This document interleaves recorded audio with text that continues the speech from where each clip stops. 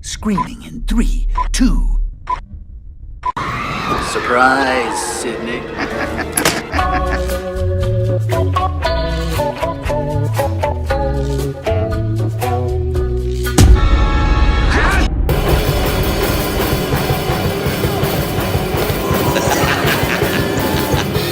Over, man. Game over. The clock don't work on water.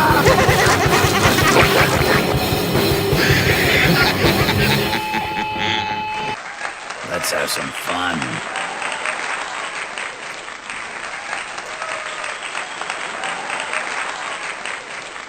Here I come. Ooh, hello, Internet.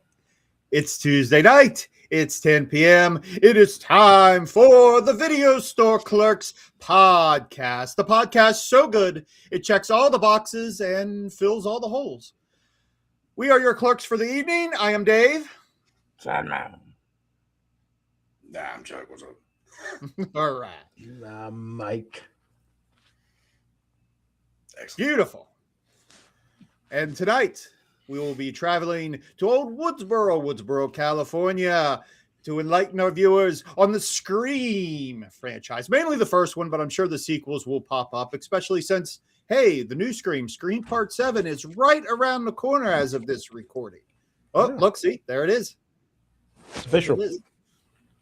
Yes, Nev Campbell returns to the franchise. It'll be very exciting. We'll talk about that.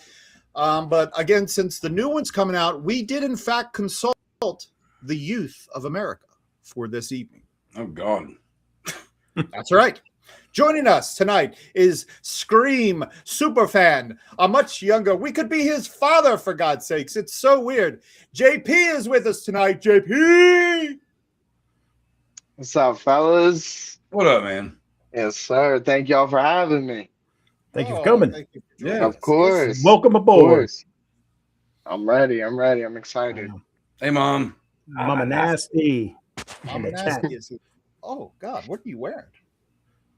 I think it's cute. Dorbs. Oh, so that'll be a lot of fun. If you're joining us live tonight, please feel free to jump in the chat. We don't charge people money to hang out. None of that super chat nonsense around here in the store, for God's sakes. We get paid through other means. Are you going to wear that the whole time? Oh, okay. That's fine. So we'll be talking about Scream. Feel free to join us in the chat. Jump in the conversation. We'd love to have you. Love to hear from you. We enjoy hearing from our viewers. But we will start the program, as we always do, with the most depressing segment on the internet. It is time for the news. Hit it. Oh, shit. It's time for the news.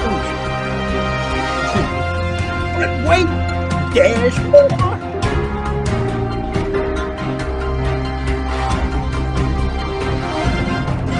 Seen so far. Now, some of this is radar estimates, and then just your reports that you've been sending in. Keep those coming. I made the mistake on Facebook. I asked for your measurements. I meant your snow measurements. Thank you for everybody sending in your measurements, but I do prefer how much snow you have on the ground. That was you, wasn't it? Yeah, that was good. That was good. That was good. Kicking off our news, our entertainment, in the world of entertainment, we will start with the top 10 in Chadman's possession, and he's holding said top 10. That is the top 10 domestic box office champions over this past weekend. Who went to the movies this week? Nobody. All right.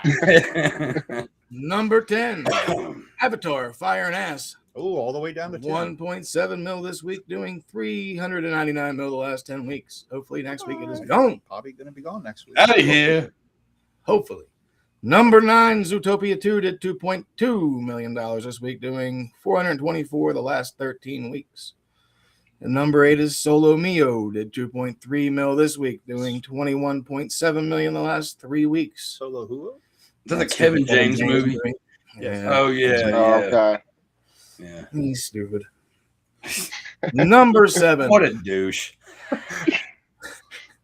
Epic, the Elvis Presley in concert. Oh, did $3.2 million. Just saw the trailer. Just came out. Also, newcomer number 6, How to Make a Killing, did 3.5 mil this week. What was that, Chuck? I was just gonna say, like I'm not a huge Elvis fan or nothing, but like it is kind of interesting to watch old school footage of him and stuff. Yeah, you all hear that? Yes. Yeah. My fucking neighbors just got 2 fucking hound dogs, and they walk them every time, the same fucking time every night, and it's loud as all shit. Speaking of Elvis, ain't nothing but a hound yeah, really. dog barking all the time. Okay, cool, baby. Come on now. Hopefully, doing a podcast. Fuck off. Step on your suede shoes. Yeah, but I always find it interesting to see old footage and stuff, like Yeah, because even though the guy was kind of a douche in a lot of ways. Hey, if you say another unkind word about Elvis Aaron Presley, I'll swear to God I'll drive to Kentucky and put my boot up your ass, boy. Okay, well, I hope you got your gas ready. No, he might have been a douchebag and all, but he was very charismatic and really kind of cool interviews. Although I did watch a really weird interview clip earlier with him, and he is fucked up, and it's very interesting. I highly recommend going to watch that and seeing how he really probably was all the time. My mom's like cursing me right now. She's like, "You were almost named Elvis Charles." No, that wasn't that. No, I don't think that was it. Yeah, see? Watch it. Watch it. Well, kind of. Mom, there's no H. Love you. Watch it. Watch it. What? Whipped cream. We'll be serving. Number 5, Send Help, did $4.4 million, doing 55.4 mil the last 4 weeks. Perfect. that was pretty good. Yeah. Number 4, Crime 101, did 5.5 mil this week, doing 24.3 mil the last 2 weeks. What is that movie? I like the title. Crime 101 sounds cool. Does it It's the seem one cool? with Mark Ruffalo and Chris Hemsworth and Halle Berry. Oh, you already killed the sounds like a Mark good Ruffalo part. He annoys the shit out of me. Halle Berry always brings it back. Yeah. Chris Hemsworth, come on now. nasty. Oh yeah. Grounded. Yeah. Yep, you're on timeout, mister. Time out. Number 3, newcomer, I Can Only Imagine 2, did $7.7 million. And I didn't know there was a part 1, but there's a part 2. And it's like a Jesus type movie. Kids love that guy. Yeah. He's all Jesus. around. Yeah. I like him very much, but he'll hit curveball. You trying to say Jesus Christ can't hit a curveball? Yep. Number 2, Wuthering Heights, did 14 mil this week, doing 59.7 the last 2 weeks. And number 1, it was number 3 last week, The Goat, did 16.8 mil this week, doing 58.2 the last 2 weeks. What's this That's about? that animated cartoon thing. It's like okay. off of Stephen Curry's story. It's got the boy from Stranger Things. Yeah, I know what you're Voice talking in about. them, yeah. I haven't seen it yet, but I've heard good things. I like animation. I like I do too. Yeah. yeah, I love anime, especially the Spider-Verse style. And that's who made that film. Oh, that's so good. I don't give a shit about any of the Marvel stuff, DC stuff, whatever. But man, you give me some animated stuff, I'm down. I can't wait for the noir Spider-Man. Anyway, we're getting off topic. It's gonna be good. It's gonna be good. So you're saying why? You know why? Because Nicolas Cage. Because that pillow you got, man. That's why. So you're saying awesome. you're saying the GOAT moved from 3 to 1 this week. Yeah, so it's the GOAT. Wow, that's not bad. Oh Jesus, that was great. That was great. Where's the clap button? We used to have one back in the day. No budget. That's the top 10. Sadder note, we have some deaths this week that were pretty crazy. First, I think we surpassed last week the passing of Tom Noonan, who passed away at 74. I think the Robert Duvall news kind of pushed that aside from everybody. Yeah, no.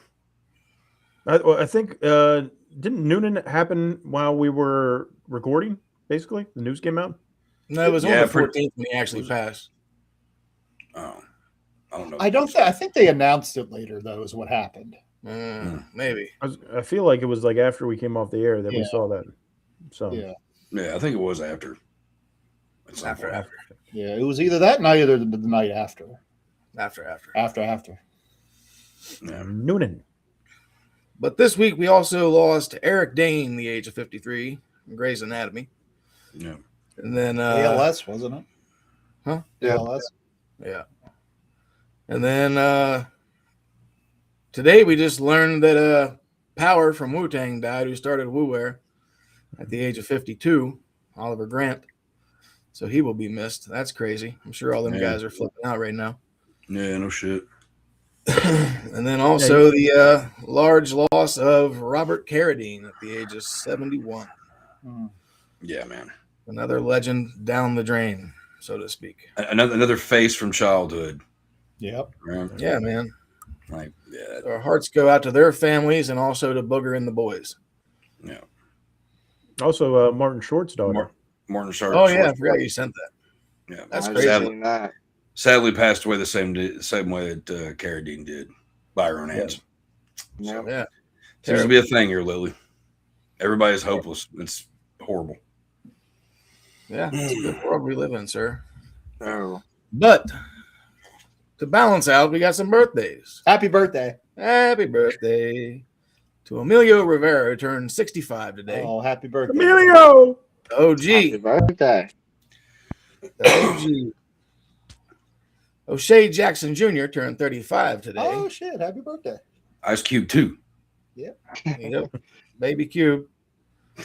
MMA legend Boss Rutan turned 61. Oh, shit. Happy birthday. And our boy, Billy Zane, 60 years Oh, old. shit. Man, how old? Hell yeah. Wow. God, Wow. man. Time flies, man. And also, Steve Irwin's birthday just passed. He would have been 64, and it's hard to believe he passed away 20 years ago. Yeah, I said that, man. When I saw that yesterday, I was like, man, you gotta be kidding me. Like, I remember that shit. Like, you tell me it's 20 years? Man, I love me some Crocodile Hunter, man. That should. Oh, yeah. Yeah. Oh, yeah. His I'm son's glad- really living through him, though. He's doing great. Yeah, man. Yeah. Yeah. I'm glad to see that shit too. Yeah. The Dancing with the Stars, everything. He's active. And the Yeah, daughter it's too. fucking The whole nuts. family. Yeah. You know, they run that zoo down there, man, and it's they got good stuff. So Yeah. He's a lot like his dad too. Oh, my God. It's Sounds pretty just like him. Everything. Looks like him. acts Everything. like him. I mean, we're probably the same age, me and him. It's Yeah. crazy. do you hear that audio issue? But hear me, Yeah. It's kind of like a weird, yeah. it I don't could be maybe the AC. Is that? Oh, wait. No, I heard it. You Keep can talking. hear it. I think it happens whenever you Is it talk. like only when I talk? Yeah. It's not that big of a deal though. I'm wondering what it could be. Cause I'm thinking, I think with the beats, I think it don't work until I'm talking. So when I'm talking, that's when it's just picking up my voice. Let me turn off the AC real quick and see if that's.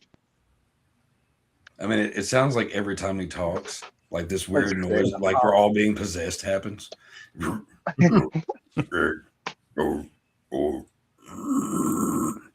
still hear it? Oh, Yeah. yeah. Yeah.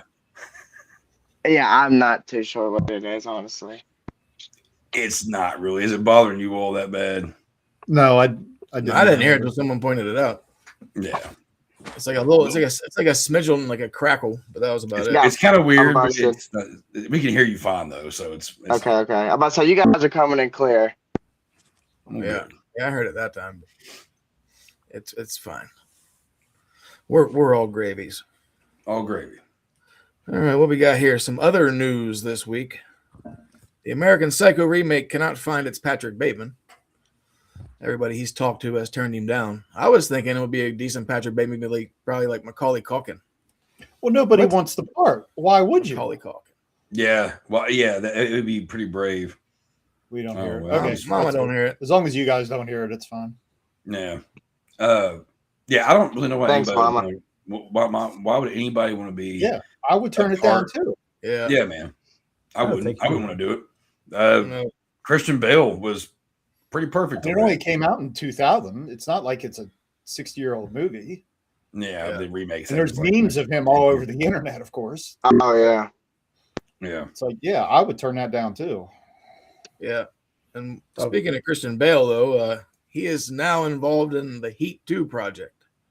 Oh, yeah, I saw that. Things are heating up. They fucking better be. I don't know I how like- I feel about that. We'll see. I mean, DiCaprio and Bale, man, that's a so far so good.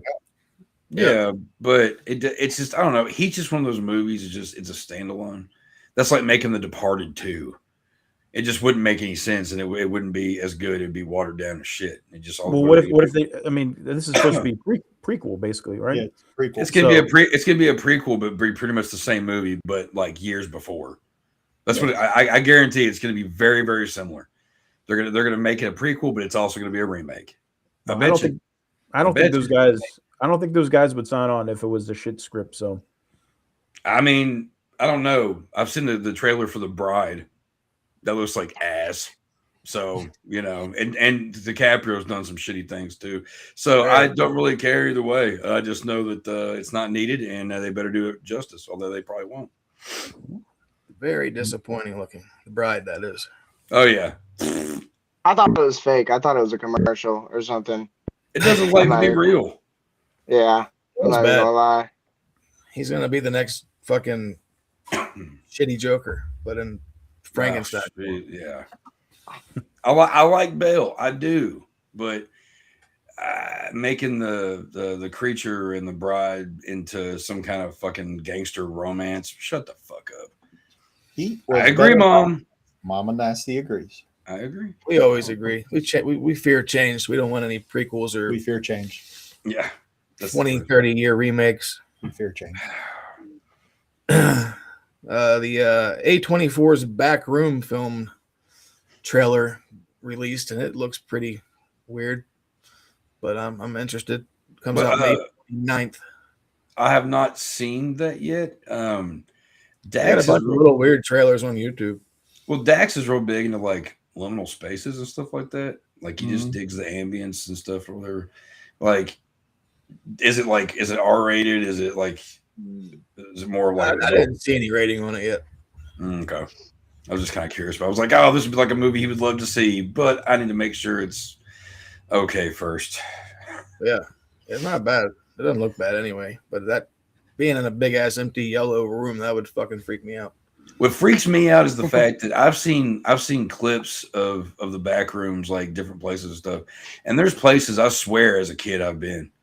Like it really freaks me the fuck out sometimes when Dax watches some of these videos. I'm like, I swear I've been there as a kid. Warehouses, old buildings that used to be like shops and shit. I don't know. Weird stuff. The Videodrome. Like, yeah. Just call me James Woods or don't.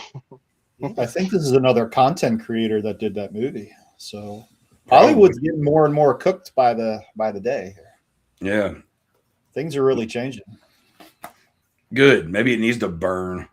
He was 19 Start years all old. over. I think when they shot that movie, he was 19 years old. Pretty good. So, wow. Yeah. With Iron Lung doing what it did, shit's changing. Yeah, I was surprised to see that off the top 10. Yeah. I want to see I've that. heard a lot of good things about it. Yeah, me too. Yeah. That was a video game, right? I never played it. I know. I don't know. I think it was I a don't know video. nothing about it. Yeah, it's based off video game. The video I have a game. coworker that said it was really good. We don't know. Yeah, it looks all right. Then let's see what else we got here. Tom Hanks is to play apparently one of his distant relatives. He's going to be playing Abraham Lincoln in the new Lincoln film. Oh, why? 4 score. It's another vampire hunter, or No, just straight up Abraham Lincoln. okay. Now I just pictured Tom Hanks saying that, and it was very funny to me. Sandimas high football rules. To each. And then I'm blown up. Take me to the hospital. They finally got the leading lady for the new X-Files reboot. Oh, I saw that. Danielle Deadweiler. Who? The chick from the chick from the Bitch in the Yard woman movie. in the yard. Yeah. Is she the woman that was in the yard or the mom? No, it was the title of the movie. The woman. No, I know. Was she the woman in the yard or was she the mom? Oh, the mom. Okay. Yeah, did you all see that movie? I got 20. I got 20 minutes. So bad. Oh my God! You're like, oh, we get it. She's moving closer to the house now. 30 minutes later, oh, she's a little closer. Better watch out. And the next thing you know, it's pandemonium. They killed that poor woman. They could have killed that poor woman.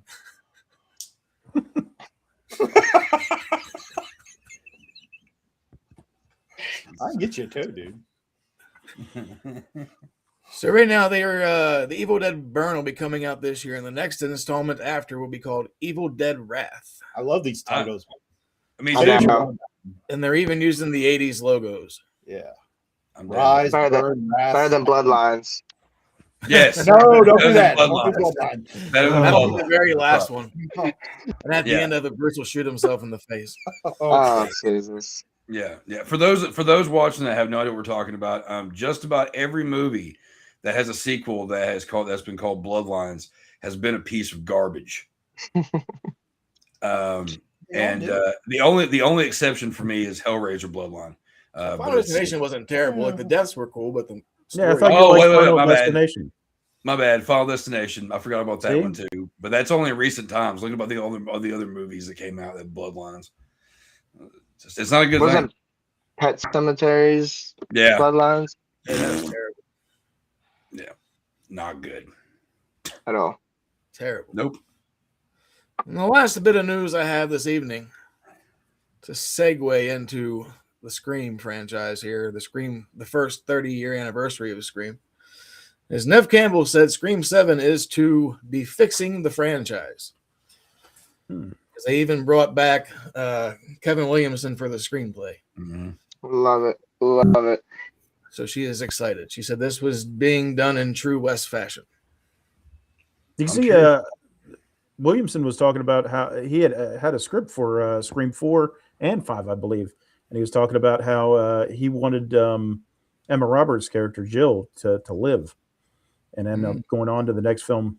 And then somebody else figuring out in the next film that she was the killer. And then that person is trying to kill her. So she's the killer from 4, but then in 5, she would be like the lead, like the Sydney spot, but she was a killer. And right there, real quick, I'm going to interrupt. And right there is exactly what you just showed was a perfect example of what my issue is with the franchise. You notice how difficult it was to go through every killer. Oh, we love Ghostface. We go, which one? Stu lives. That's going to be interesting because he's part of this film. Is dead. Yeah, but are they going to pull like something like they did with Billy in the last one? Probably the last films. Wouldn't put it past him. He's going to be a ghost. Is he going to be? Does he have maybe a flashback? It's going to be a recording, maybe a recording or something. It's going to be something small. He's going to be in it, and it's not going to be for a long time. And everybody's going to be like, "Oh." He did like a taxi cab confessions before he died somewhere. Probably. That's what fucking Randy did in the second or third one. Like, so I mean, I wouldn't put it past him. I see it being like a flashback because they're bringing, they've got Nev Campbell coming back and everything, and a lot of other people or whatever the hell. Why wouldn't they? Why wouldn't that de-aging bullshit that looks so fucking terrible? Oh, God, I don't know. But the thing is, everybody needs to stop and remember how he was killed in the first movie by television. Yeah. How many people? Your mind. How many people do you know? Okay, take a TV smashed on their head, okay, and live to be in the sequel. None. No, you know why you don't know? Because it's never fucking happened. It's gonna happen. Maybe it was a flat screen or something. Flat screen. It's like Stitches, Well, what if it's like a Gemini killer situation from Dexter, where he's got a twin brother that nobody knew about? Oh yeah, or some secret kid just like Billy. I was gonna say I don't see why not, because fucking the boyfriend's fucking family were the killers in in part 7 or 6. So I mean, it's always the family or the friends or something. Like, Yeah. I get so aggravated. Oh yeah, one of the killers are definitely gonna be her daughter's friend. And how many killers are in this one? 6. It was a plush TV. Well, that was only 2. I did not like the 3. That was something they discussed at one point too. That the killers were going to be like a cult of people. So there was going to be like several different killers. Leave her alone. Yuck. Who the fuck is this? I only ask because it totally seems like one of my friends. But It's I don't know. Whipstaff 95, man. You don't know? I don't know who the hell that is. I don't know. But they're hilarious and I like them. All right, so we're already way in. Okay, if you're watching, if you just tuned in, there's going to be spoilers about all the Scream movies. So fucking strap in. Strap on. It's going to be a screamer. Strap in, strap on, breathe heavy. There you go. I think it's time to go. All right, that's it for us, guys. Anyway. I knew this was going to be a fun one. This is going to be a fun conversation. Yeah. Everybody's seen these movies. Come on, we don't need to worry about spoilers. We have that warning label at the beginning anyway, so fuck them. Let's just have some fun. Let's talk Scream. My God, released right before Christmas, I believe, in 1996. My God, I remember this movie coming out. Jesus. Yep. We were at that age where it was you finally got your license and it was time to fucking rock and roll and just leave home all the time. The 90s, the grunge area. I wore the shit out of those flannel shirts. Mm-hmm. I used to tie them around my waist. Yep. I got pictures. I wasn't thought of. I was a little younger, just a little younger when it came out. But I mean, I was in high school and shit, you know. JP's like, call me in 10 middle years. school. I'll be born. Yeah. Middle school. It's on to Scream 4. And this movie, for those who don't know, this movie Scream came out right at that time. Horror, the genre always goes through cycles. It'll be really hot for a while, and then it'll just be dead as dead fried chicken. It'll just be Scream kind of brought it back when it came out. Scream brought it back, yeah. And this was and if you look back on it, Wes Craven's New Nightmare came out in 94 during that downtime. Yeah. And it was kind of a predecessor to what Scream would be, because when New Nightmare people we just didn't get it. The audience, we haven't really seen a film like that before, but this one, Scream, really fleshed it out.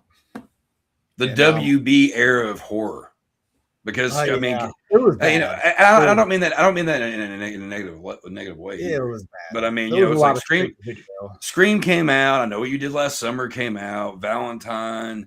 Well, Scream Urban Legends. All these. Yeah, that's what I'm saying. Like, you know, it was that it created a whole new subgenre. Oh yeah, teenage. I don't know what is the name of. What would you call this subgenre? WB. Hey, you done it? Kind of thing. It was just a teenage movie in general, because I mean, you had like American Pie and shit. Like even the comedies and shit were all like teen based. Mm-hmm. Yeah, yeah. I think that it was when horror movies, slasher films didn't have to have a meaning except for what the motive was of the killer. You know, they were fun. They were, you know, it was fast paced. You know, and you know, before things got really artsy fartsy and shit. You know, nothing against all that shit, but I'm just saying, like, at that time period, that's kind of what I think of. Is like all these movies are fast paced, beautiful people, and you know, nothing serious.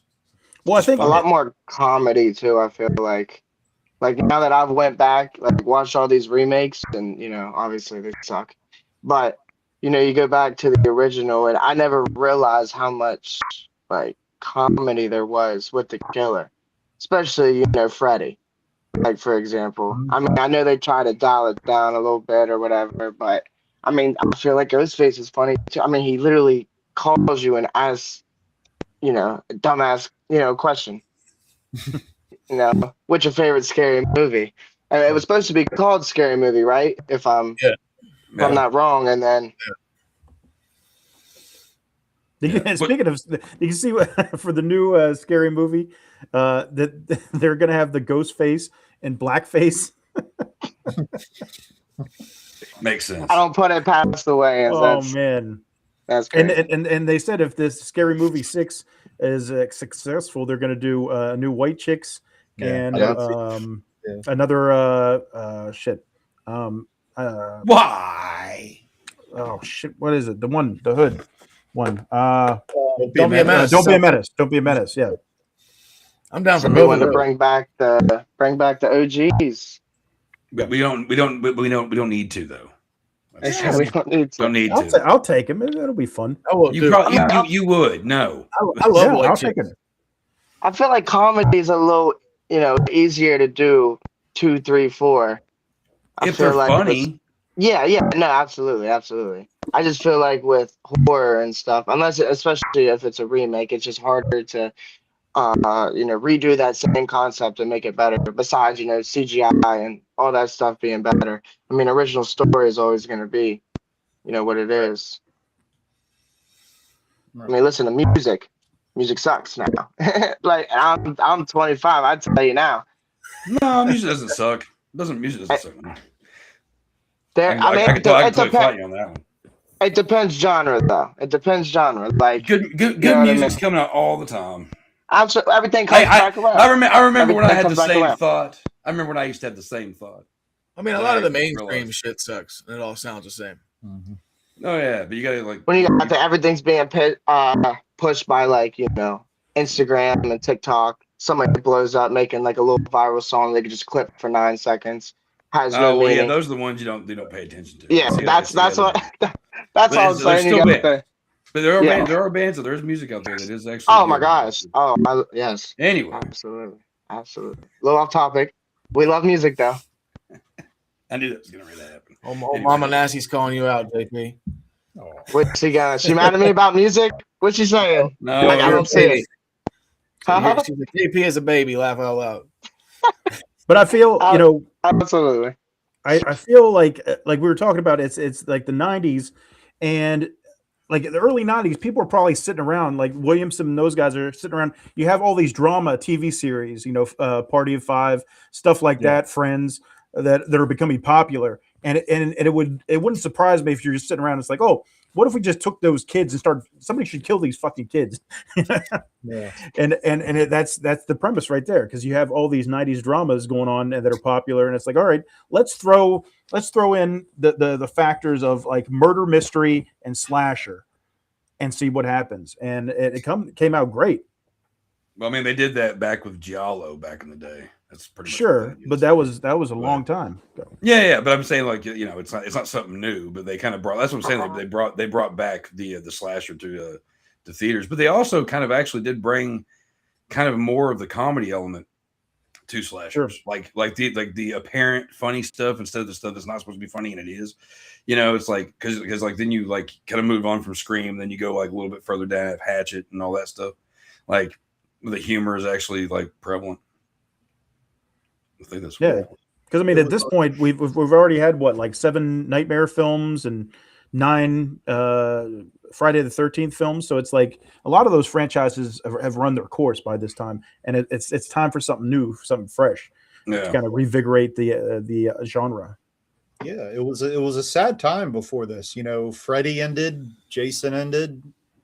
Freddy's dead, Jason goes to hell, and Chuck liked Jason Goes to Hell, and that's fine. But I didn't care. Well, one day we're gonna have a conversation why it's fine. But anyway, we will. They were all kind of like whodunit horror movies, though. Like there was no real new monsters. Yeah. There was the Mount Rushmore was blank. That generation didn't really have anybody.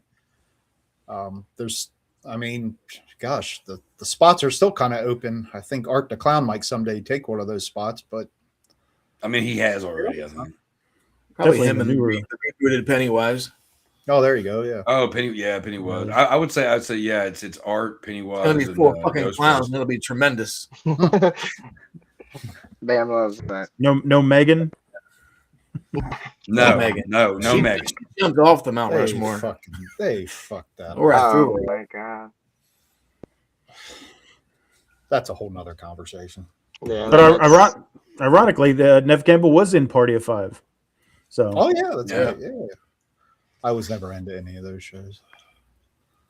Chuck's the Dawson. but a lot of people were. They were really popular back in the day. See, I always wondered if like I want to go back and see what all like Kevin Williamson did, because I want to see if there's a scene in everything where someone comes in through a window. Because like I know they did it in this to kind of like pay respect to Elm Street in the script, and then like he did it in Dawson's Creek. When? Like I just want to see him do it in every fucking film. That'd be funny. Call him the Window Bandit. And Mom, to answer your question, I've apparently as many times as they feel like. As long as they're making money. Yeah. Making money, losing money. Apparently, it's all the same to Hollywood. Money talks and bullshit walks. Because what when we talk about money in the very first film, what $14 to $15 million budget, 173 million at the box. Yeah. Oh well, and that's around a shitty time too. The thing of it is, you got a shitty release date. You got a shitty release date right before Christmas, the 20th, I think. Yeah. Yep. I don't know why. I don't know why they gave it that release. I don't know if they wanted it to fail. Why would you want your own movie to fail? Plus, you're going into January too, so that's even worse. Yeah, January is the death month. The death month. Death month. Death month. Honestly, going back to what the how movies were then, they probably weren't expected to do much anyway, so just put it wherever. They're probably good. The biggest name in the movie wasn't even in the fucking credits. Like, no one knew Henry Winkler was in this shit until you saw him. Hey. Right? Yeah. Hey. Yeah. Because they kept that shit a secret, so they focused on all the newcomers. Yeah. You had a few familiar faces. Like the sheriff in this was the sheriff or one of the cops in Nightmare too. Yep. So I mean, they had some like little minor callbacks, but yeah. Well, the best one of all was the Wes Craven cameo. That was the Blair cameo. Yeah. Yeah. Done some Hitchcock work there, peering a little bit. Lots of callbacks. Lots of callbacks in this movie. And yeah, like it doesn't take you out of the movie. It's a fun movie, man. I think this is one of those ones that you were talking about the casting. Obviously, it starts off with Drew Barrymore, who everybody knew from E.T. In our time frame, and this is kind of something that like kind of pushed her forward, because she was kind of in a slump there for a while. Yeah, and because she like before this, I mean, she'd done a bunch of stuff, but it was like the things I think of. She was a tabloid darling there for quite yeah, she was going through something, and but like she was Wayne's World 2, Björgen from Björgen Fjords, or like in Batman Forever, very small roles, and even in this film, it's a small role, but I think it's something that kind of catapulted her into the next phase of her career. And it's like then you got like The Wedding Singer and like Never Been Kissed and all these other things that come along that kind of revitalized her career. So Drew Barrymore was a fake out kind of. I mean, she was front and center on the poster. Yeah, and she was killed in the first couple of minutes of the movie, and was kind of this early fake out with what would become the Scream intros. Yeah, which the first one is still my favorite one. I mean, they wanted her for Sydney, but she wanted to be Casey instead. Smart. Because she said she wanted the Janet Leigh role. Yeah. She kind of did almost what Kevin Bacon kind of did with his career. Started taking small roles for a while and then kind of worked back up. And yeah. Drew Barrymore, she's doing really good now. That's her own talk show, doesn't she? Yeah, she does. Yep. Yeah. Big bucks. Yeah. TV talk show hosts make the money. But yeah, that first scene really sets the tone for the rest of the movie. And like I said, it was kind of this fake out. We thought she was going to be the final girl. What's her name? Casey. Yeah. Casey. But no, she and her boyfriend were the first two kills in the movie. Yep. She needs a bloody death. Brutal, man. And that was one of the things that almost got this whole production kind of halted. Because I think once the studio saw like the first shots of like her hanging from the tree and being gutted and all this stuff, they were kind of like hesitant about it. Like, wait, what? Like, how gory are you trying to make this film? Yeah. They said everybody thought it was a comedy at first. Because I mean, those first two kills are the most brutal. Mm-hmm. Yeah. because I remember, I don't know if it was whenever we first saw it in the theater or not, but I remember that whenever he guts Steve and you see his like entrails come out, that was not there later on. I was like, hey, wait a minute. They edited that at some point because it was just too much. And like her hanging from the tree, I think they took that out at one point, but that was there originally, I remember. And then they took it out just because it was too much. Well, they were there on the Paramount version.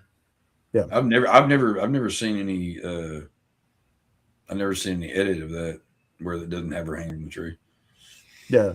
It was like, I think it was mainly on TV, right?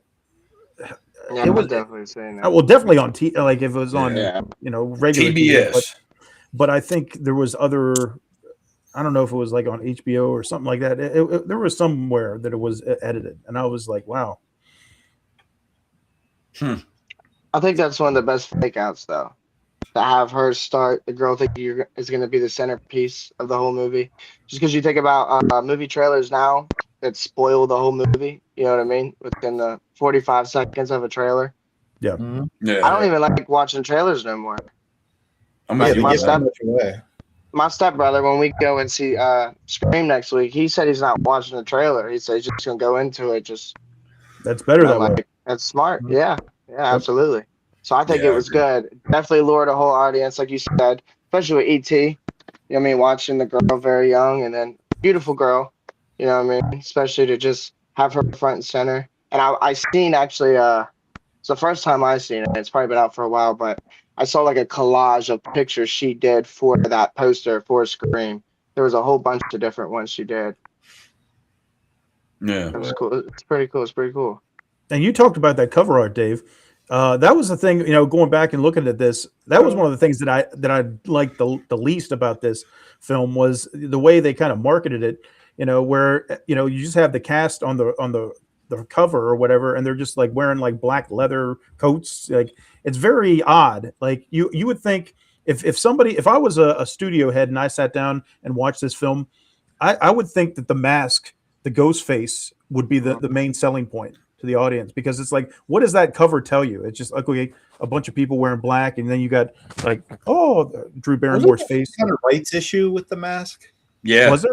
The guy that, because I remember that mask being at every like dollar store way before this movie came out. The guy that created this mask never got any kind of like payment or royalties or anything for this movie. Yeah, so maybe that's what it was. It was the company Fun World was who made the masks, and that's who they ended up getting them to kind of like, they had a bunch of different ones, and then they saw that one and used it because it was like supposed to be like a mixture of Pink Floyd's The Wall face and then some old ass like 1940s or 30s actor or some shit. Munch. No, not actor. This goes back to the Scream painting by Edvard Munch. Yeah, that's what I was about to say. That's the direct, correlation there. That like some company just decided to make a mask based on that. You know what I mean? Yeah. Did you say Munch earlier, Dave? Oh, I did. Hey, I did that on purpose. There you go. It worked out. Did you really put her liver in the mailbox? Because I heard they found her liver in the mailbox next to her spleen and pancreas. I didn't do the voice. I'm sorry. Yeah, you got to do it like Randy said. You really put her liver in the mailbox? You really put her liver in the mailbox next to her spleen and her pancreas. So good. Yeah, this movie this was a word of mouth movie for me, where like everyone was just talking about it. Like I don't remember if I saw the post. I don't remember if I saw anything on TV about it or not, but I know everybody was talking about this movie when it came out. Yeah. There you go. Yeah. That famous painting, The Scream by Edvard Munch. So, yeah, that's it. There's no denying it. That's the basis. Yeah.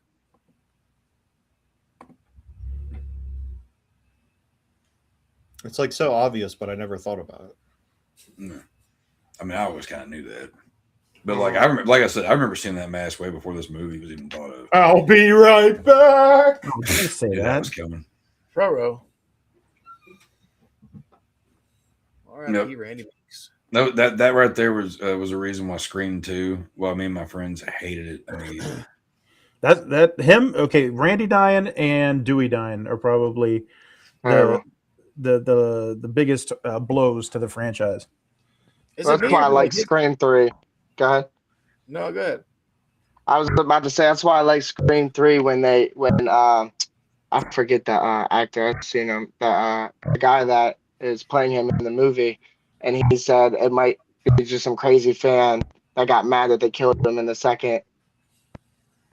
That's saying they was the killer of the third film, and I was like, yeah, of course, because I mean they know. Yeah. I mean, you kill somebody like that. That's like what we talked, and you were like, they gotta kill Sydney, and I'm like, I mean, yeah, but they're not going to. It depends on what they're going to do going forward. I guarantee they pump 10 of these bitches out.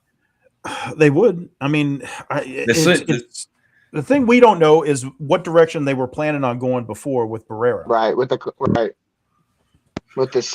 sisters, which I think she was going to eventually be a killer. I mean, she had the way they were showing it. She had way too much of her dad in her, and then her just staring at the mask at the end of the film, and then her sister grabbing her. Yep. Yeah, it's definitely bound to happen. But she did drop it when she walked away. She did drop it.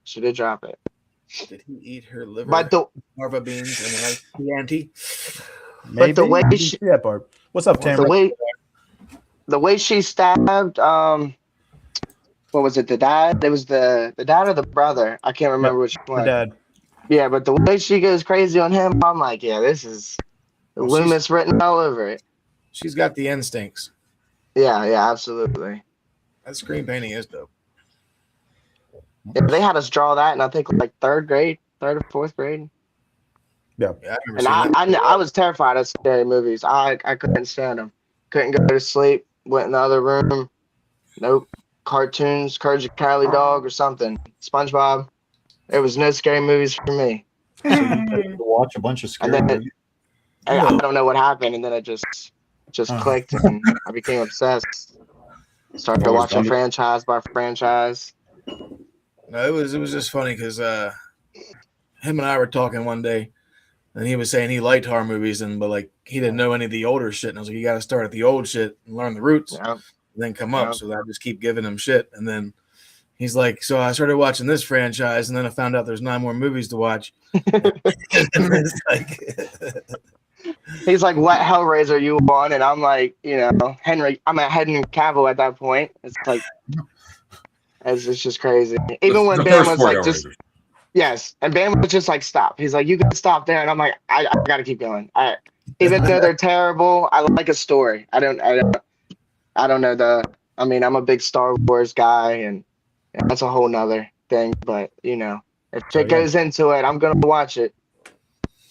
Yeah. You gotta watch them all, and that's how they make their money. They're just gonna slap that label on there. You know what I mean? And there's a remake.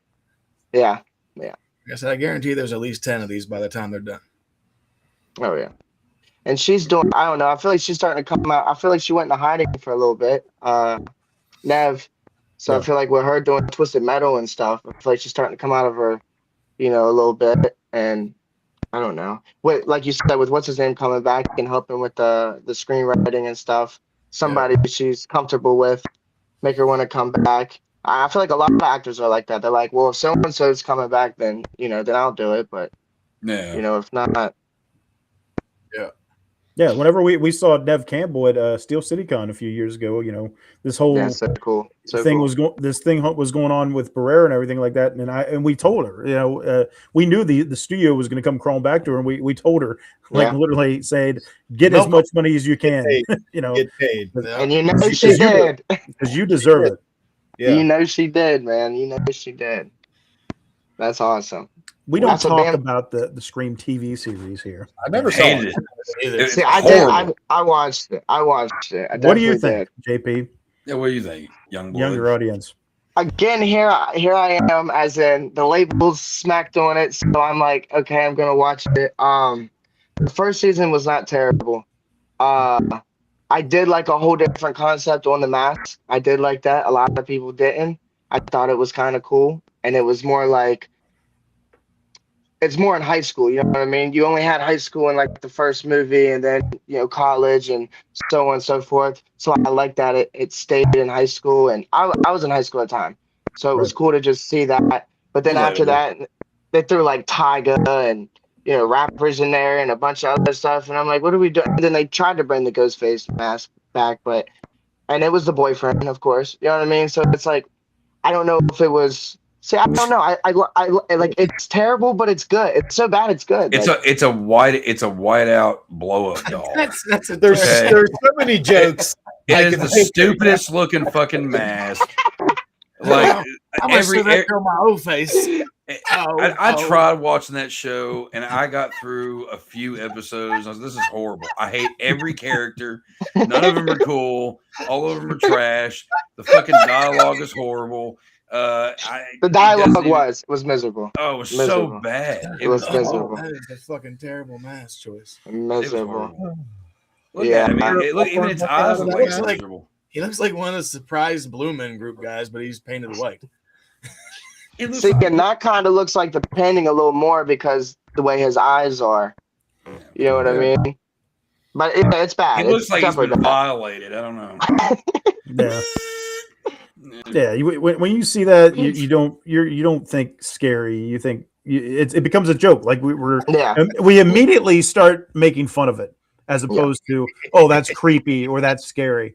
You know what I mean? So that should tell you right out the gate. I don't even know how that gets to the to the filming. Because if you're in pre-production and you're like, all right, here's the mask. Like, okay, I get it. You want to change it up. You want to be different from the TV series. But as soon as somebody pulls that out, I'm like, no, that ain't it. See, and I feel like, and there was nothing scary about it whatsoever. It was very dramatic. And I feel like at that time, especially when I was in high school and middle school, you had like your Riverdales, your 13 Reasons, like all them series, you know what I mean? So like you guys were saying earlier, you had all these dramas and stuff in the 90s or whatever, and then they're just like, let's slap a killer in there and kill all these kids. Sounds like a Family Guy episode. It was what they did was it was exactly that. They played off all the teen shows that like the after school special kind of bullshit like TV shows, the teenage Nickelodeon shows and all that stuff, and they just slapped the Scream shit on or whatever, because like unlike the Scream movie franchise, the TV show had a lot of politics to it. A lot of it just kind of took away. There was no redeeming qualities. But I'm waiting for you to pull up this next comment. I tried to watch the TV show, but I'd rather watch pot smoking sex up JLC as a university dean in Scream Queens instead.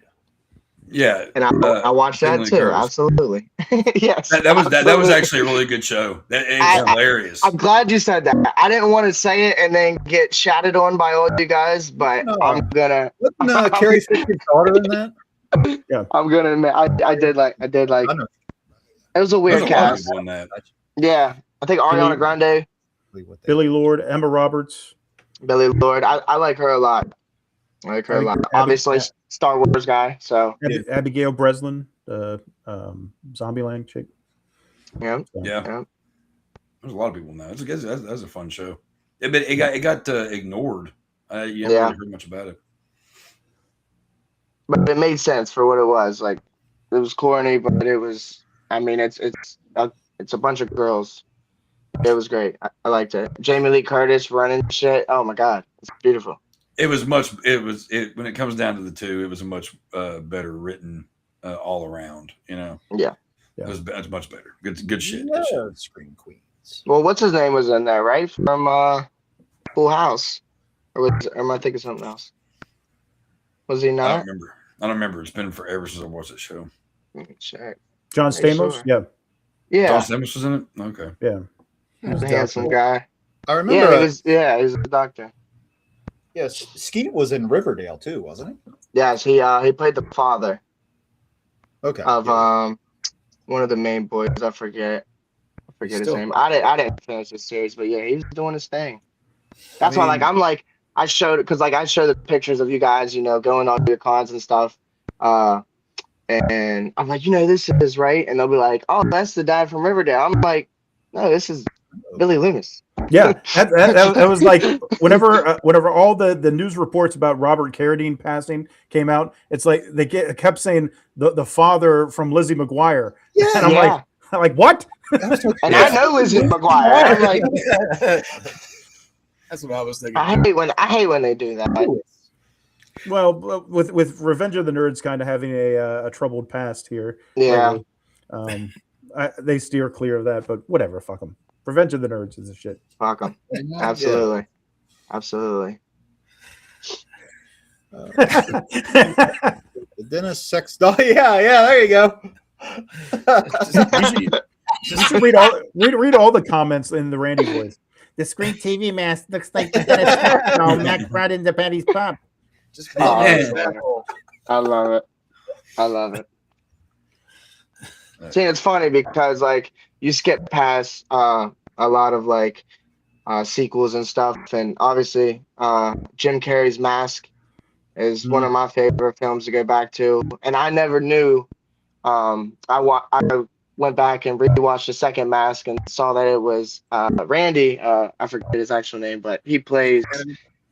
Yeah, and I was like, I missed it, and they got deeper into it, like with the Mask actually being godly and low key and all that involved, which was cool. And he's such a funny guy, but I mean, it don't compare to Jamie Kennedy. Oh yes, he's such a good. And then obviously, all his other stuff. I'm not taking that away from him, but like I just never realized because you talk about the Mask. You don't hear nothing about the Mask too. And they did all that CGI with the baby, kind of wild and stuff. But did you finish there's a watching lot the of Tremors reasons. series yet? What was it? Did you finish watching the Tremors series yet? No. I ain't Oh, to you watch gotta get that. on that one. Talking about the old one. Got to get on that. Yeah. Yeah, because Jamie Kennedy's in the later ones.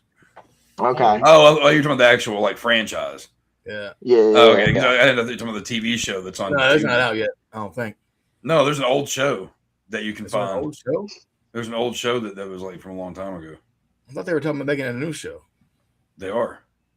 Oh, okay. Well, I knew I wasn't that bad. I knew Kevin Bacon's been talking about doing some kind of Tremor shit. Well, if he keeps waiting too long, he's going to be getting tremors and not be able to do them. So they need to get on it. Well, I'm just curious. I just want to ask JP about the callback. And one thing about the callbacks, my favorite one is how they edit the Halloween playing in the background with the music and how it lines up with what's going on in the situation. I thought that was great. But I'm just curious, like, out of where Scream was in your horror journey, like if you got a lot of the callbacks. Oh yeah, absolutely. Most of them. Now that I've went back and did a lot of like, I just actually last night I was watching the I think it's Resurrection. I think it was the H2O Resurrection. Is that where she has her son? And when the guy that's sleeping with Jamie Lee Curtis's character, he goes in the dorm to check on the girls, and they were actually watching, I think the second Scream. Oh, they were watching. They hurried up and turned on the TV and. H2O. Yeah, pretty sure it was that one. H2O is fun. It doesn't make a lot of sense, but it's fun. Yeah, no, absolutely. But yeah, no, I definitely all the callbacks, especially just really digging deep into Wes Craven. Because I didn't really know too much. Obviously, like I said, I was just a kid. I was terrified of scary movies. I don't know who directed it, who it was, whatever. And then once I went back and did a lot of, research and seen a bunch of stuff and how, like from John Carpenter, like how they relate stuff when both, they go back and forth on the franchises, little Easter eggs and stuff like that. That's my favorite type of things. Because now I see that stuff for what it is. So like, I'm watching something with my girlfriend or with my buddies, and I'm like, "Did you know?" And they're just like, they don't care. But it's so cool to me. Like, I'm definitely getting them. And I watch a lot of like horror breakdown now too. So this guy that I watch, I think his name's CZ's World or something, but he breaks down literally everything. So I watch a lot of connection on him. I think I just watched his Saw, And I haven't even watched every Saw, but I love that movies that do stuff like that. That's what I'm saying. Like with these franchises, a lot of them suck with the sequels, and but like they go back no matter what, it's gonna be good. I mean, Luke Skywalker ends up dying. It's terrible. What? But spoiler, sorry, throw that up there. But yeah, it's so Star good. Wars. The callback's beautiful. So no matter what it is, I definitely like to sit there and Bam will acknowledge me on a bunch of stuff that I'll miss and stuff. So yeah, I definitely try to, especially on the fourth one. I feel like the fourth one they did a lot, because it's so many years ahead of the. I think it's like a decade. I think ahead of the third one, and I know they did a lot. And I like well, what's her name that played Jill Roberts? Because I like American Horror Story. Yeah, Emma Roberts. So Emma Roberts is a great actress, man. I love it. Yeah, She's definitely absolutely. one of the even with her being in Scream Queens, the TV show, she's become more of a Scream Queen in real life. Then Jenna Ortega. Is that what we're saying right now? Yeah. Or just in general. I mean, Bam. I say, I know how Bam feels. He's like, I don't need another Ortega. Not right now. Give her some time. We're gonna get Beetlejuice fucking 7. She's the female freaking Pascal. No, but and so it's crazy because I watch her on Disney Channel. So like, I grew up with these. So yeah, I'm in a whole different. But yeah, back to you, Dave. What you were saying. Yeah, the callbacks, they're great. They're great. I'm just in a whole different realm than you guys, so it's cool. It is cool to hear from a younger generation. That's fun. Yeah, no. I love Emma Roberts. Did you get this callback whenever they said go down to the Mackenzie's house? What was it? Someone in the movie they said drive down to the Mackenzie's house. Like, did you get that callback? Casey's father. No. Hey, that was from Halloween. That's where Jamie Lee Curtis tells the kids Went to go down. to Mackenzie's house. Okay, yeah. There's all kinds of makes sense nods to movies and this shit with like quoting lines like from like Psycho. That's what I was saying. With those two, especially them franchises, I feel like they did a lot bouncing off of each other. I mean, they named the girl Sam Carpenter and whatever her other sister was. Yeah. But yeah, definitely. Like Billy Loomis, like Dr. Loomis, and then Sam Loomis from Psycho. Yeah. Sure. Yeah. But this film definitely put a lot of people on the map, man. Breakout roles for a lot. Mm-hmm. Yeah, man. Rose McGowan, Skeet Ulrich, Jamie Kennedy, Matthew Lillard. I was about to ask y'all what if Matthew Lillard was in anything big prior to that, because I'm not too sure. I mean, nothing big. I reckon. That's Shaggy. At this point, I only recognized him from Hackers. Yeah. Okay. Hackers, 13 Ghosts, SLC Punk. Yes. Yeah. Well, I mean that came after.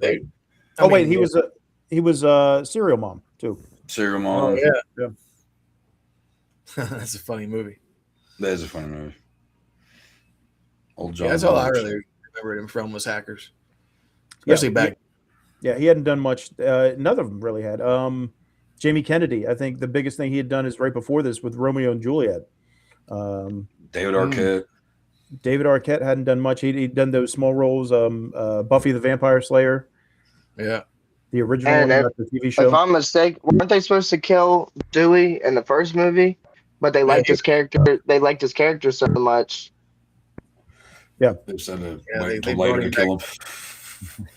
It's like the principal, Henry Winkler. He wasn't supposed to die in this either. But then after, I guess the producers or whatever was reading the script and shit, and they were like, "No one died in 30 pages. Like, you got to kill somebody." Yeah, so I get it. There's a big lull there. See, but I think some movies fail at that.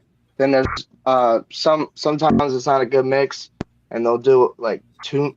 I mean, I don't think there's ever too many killings, but they get carried away with the murders, and then there's not really a story in between. And that's why I like Scream is for the story. I do. You know what they've got? Go ahead. I definitely feel like they got carried away in the sixth one. Absolutely. But what they've gotten carried away with in these last few Scream films is the stabbing. because they stab people like 1,000 times and they don't die. Stab No. people. And yeah. But it's so ridiculous. Like even that last one, man, it's like all these people got stabbed multiple times, and oh wait, they're alive. They're still alive. Great. It's like what? I hated the last one. Like stabbed literally in his mouth. Yeah, like- that kid. I mean, like what? Yeah, You're not surviving that. Yeah, Like, had to oh get my gosh. stabbed. I mean, I don't really have a problem with all the stabbing. It's just the fact of like it just. Yeah, but then the kid gets fucking. He's like the But last. the character needs to Yeah. die. What It like just what the- Whenever Yeah. the two teamed up on him and just like we're going back and forth, stab, stab, stab, stab. Like how does that guy live? Like Yeah, don't. right. we were talking about did we do a review for There- this? We were talking about it sometime a while ago when it came out. Yeah, whenever the last film came out. Yeah, Yeah. Whipstaff said there's a fan theory that Sam Loomis from Psycho is the Sam Loomis from Halloween. Well, it's not really a theory. I mean, John Carpenter says why Sam Loomis is named what he is. It's a homage to Psycho. There's no, Right. it's not him. There's no real fan theory. It'd be funny if it was like supposed to be the same one. I mean, it might be some kind of fan theory people didn't know, but yeah, that's That'd be going on. interesting. And then like Sam Loomis is Billy's grandpa. If you look at the time, it actually doesn't make sense. Well, don't worry about that, Chuck. I love I'm gonna worry about it because we're talking about all my favorite love it. franchises. Ass. I got like I go got on Reddit opinions. series all night. I got I love opinions, it. and everyone will listen to them. God damn it! No, I'm just kidding. See, I've seen a lot of comments too, like people complaining about the newer ones about like them using guns and stuff. But like it's nothing new. They use guns in all of them, just about. Literally, that's And that's the one thing I also don't want with my serial killer films, is I don't want them using guns. It's just we got so used to it. But again, you have to keep in mind the only Scream movies I actually like are 1 and 4. So I mean, like I have issues with all of them except for those two. And The sixth one was fucking awful. You didn't like the second one? No. I thought the ending was horrible. Like it was obvious. Didn't mind it. I Billy's mother. Yeah, I rewatched the second one recently, and it's been a long time since I watched it, and I didn't hate it this time around, but I still hate that ending. Yeah. When you're watching it, you already know, like you already kind of know. Oh well, she has something to do with this. Okay, all right. Uh-huh. And then here comes Roseanne's mom with a gun. Hey, shut the fuck up. Oh, you're Billy. Okay, gotcha. I just don't. I didn't give a fuck. 3. Well, supposedly they were like all over the place with that too. I think at a time with one of the scripts they had the best friend was supposed to be the killer. Then obviously Cottonberry, but Sydney's friend, and then them 2 girls like that ran the frat or whatever. They were supposed to be Noxzema girl. Rebecca Gayheart. And 3 Yeah. and 3 was so goddamn And, horrible because they had a shit, different what was the script other one? idea for it. Ellen's wife is the other one. I can't remember her name. Yeah. She's Anne on, Heche. no. Not Anne Heche. No. I don't know. Yeah. I don't know really much about Ellen except that one time. Portia de Rossi. Okay. I don't know. Arrested Development, man. I haven't watched that Great. show in fucking forever. Great show. It is. But no, like 3 was supposed to be a totally different movie, but They fucked that up. well, yeah, three's horrible.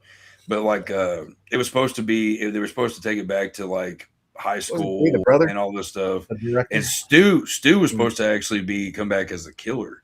But during the time when Columbine happened, they were like, let's ixnay on the hombre with that one. So On the hombre, eh? I think he plays an extra too, and I think the second he's an extra. Yeah, he's an extra. I think it was the second one. Yeah. So maybe that could tie in. Maybe that's the twin brother. God, if they do the twin There you thing, I'm go. gonna lose my fucking mind. I swear to fuck, if they go, And then oh, it's you really had a Bloodlines, twin. and then it's Bloodlines. Right after that, it's Bloodlines. They might But as well call it Scream 7 Bloodlines. They do that stupid shit. Oh, I swear to God, if they do that shit, that I will never watch these fucking movies ever again. Chuck Nasty, you didn't see it coming. Stu Mocker's twin brother. Stu's parents. I'll scream. I'll throw things at the screen. I'll Yeah, curse. screen. There you go. That's what they throw a want. fit. That's what they want. Because what it's kind of I don't know if we get into They want me to hate their franchise. Why? It's They want you very to scream. it's They're from the succeeding trailer- all over the place. From the trailer, it seems very Stu-centric. You know, even you hear Yeah. his voice at the end. His house ends up becoming a like a bed and breakfast, you know, But type it's place also that people could visit. But it's And also then- like, okay, his voice is in the trailer. Sorry, Mike. His No. voice is in the fucking trailer. But you know, that could also just be a cocksuck without a happy ending. You know what I mean? Like, oh, let's give him this, and everybody be like, Hey oh, guys, can't my wait, mom's can't watching. wait. You might not want to say Yeah. anything. Oh well. I mean, that's you know, whatever. But like, I mean, seriously though, like, it's just stupid. Like, I don't know. Mama, I have a feeling They've been it's teasing gonna it. do that. And they've been teasing it because even when you know in that last one when they're sitting there when Kirby and Sam are sitting there and talking about the TV and they're like, oh, you know, that's the TV that killed Stu Macher. If you believe he's dead, or no, wait, I think it's the sister who was talking about it. Yeah, they even tease it with like, oh, if you believe he's dead. Yeah, and then that's how they have another killing in the last one. They literally use the TV. Yeah. In that museum.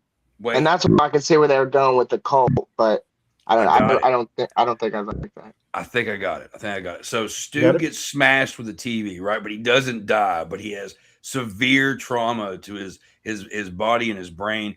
But he can still somehow years later he kind of gets it rejuvenated into him. He's able to remember some things, whatever, and he starts controlling somebody else to do the killing. And then they also bring in somebody else. Therefore, there are still 3 because the last time there was fucking 3. There you go. That's how Stu Macher's in this movie. There you go. Solved it. It's a piece of shit. No need to watch it. I watched an interview from like 4 or 5 years ago with Matt Lillard and your P buddy Skeet. And you know, that's just, that's horrible to say that and what his name is. Back. Nah, but like they were asking him about the future of the franchise or whatever, and then like Lillard, he was like, well, Stu's not dead. He's like, he's just in prison. Oh.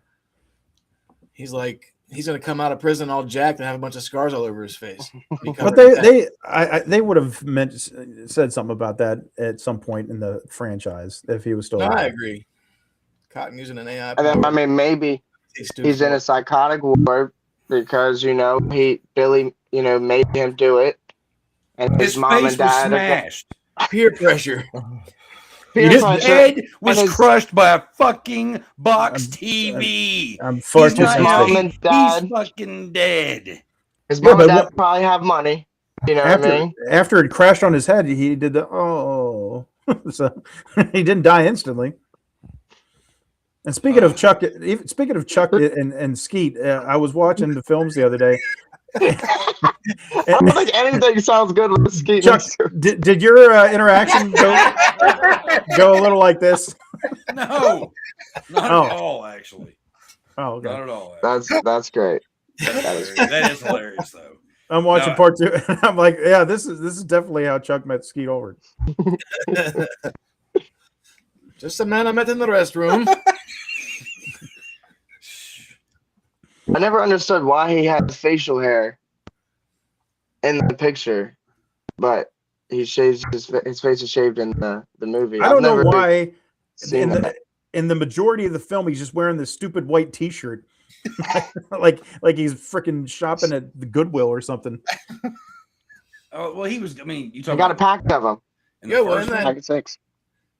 In that interview that I was watching with him and Matt Lillard, he goes like this, and he has this big ass fucking hole in his T-shirt, like here and in his armpit. And I'm like, couldn't you have found another T-shirt? Like, what the fuck happened? Right. Speaking of what the fuck happened, JP disappeared. Ghostface got him. Damn. Yeah, no, but they were also trying to make him, very Johnny Depp.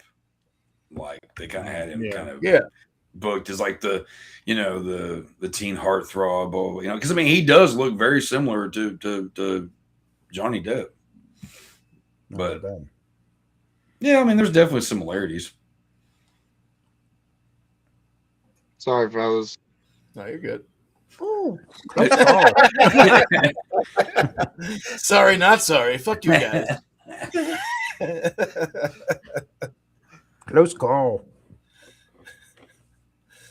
Shit. But yeah, so something else about this movie too is also the time when soundtracks got really pretty rocking, pretty good. You know what I mean? This has one of my favorite songs of all time. Red Right Hand. Yeah, and that became a staple of the franchise. Yeah. Yeah. That's a dope song. Yeah. I can't remember who else is on the soundtrack. I'm drawing a blank. There's a lot of people on the fucking soundtrack. But it's like you had this, and I know you did last summer, and there were just so many great soundtracks that just started coming out. You had the acoustic version of Don't Fear the Reaper. Yep. Yeah. I actually liked. A lot of people hated it, but I thought it was. That was going back to whenever fucking Jamie Lee and what's her face were driving around in the car listening to Don't Fear Reaper. I will not drive around in a car listening to that. I like the transition. The car smoking a joint, and then they go up to their dad, who's a fucking cop, and he has no idea. Yeah, it doesn't smell it at all. Yeah. I like the transition when Henry Winkler, the principal, gets killed, and then it cuts away, and then it starts playing Alice Cooper's "School's Out for Summer." Yeah. It's the perfect song for that. Yeah. Speaking of that, Gus, Gus is the one doing that. Yeah, that whole scene with him getting killed is pretty funny because, I mean, you could get away with some shit in the 90s, but I don't know if you were a principal, if you could get away with fucking throwing some scissors around and like almost stabbing kids in the chest with this fucking pair of like 15-pound scissors. Yeah. Seeing Henry Winkler as a dickhead principal was kind of cool. You know what I mean? Yeah. Like, he wasn't really a dickhead. He had a little bit more oomph to him than he usually does in like a lot of the roles we got used to seeing. I like how he kept jump scaring himself. Yeah. Yeah. Then you can see his little Fonz jacket in the closet. Or like you hear the announcements, and it's like, students, remember your principal loved you. And then later on, what was it in part 4 or something? They have the statue in the school to memorialize him. The Winkler statue. Which there is a Fonz statue up in Milwaukee if you ever get a chance to shoot. I've heard about that actually. That's cool. Don't think I'll ever make it to Milwaukee. Milwaukee. The Milwaukee, good land. Algonquin. Yes. Thank you, Whipstaff. Nick Cave. Yeah. It was Gus that did Don't Fear the Reaper. I kept, because I had the soundtrack and I kept playing it on a loop. Mike, you and me were driving home from something while I was playing that. Yeah. That was a fun soundtrack, man. I like that one. It was a good one. Yeah. A lot of good 90s soundtracks. Yeah.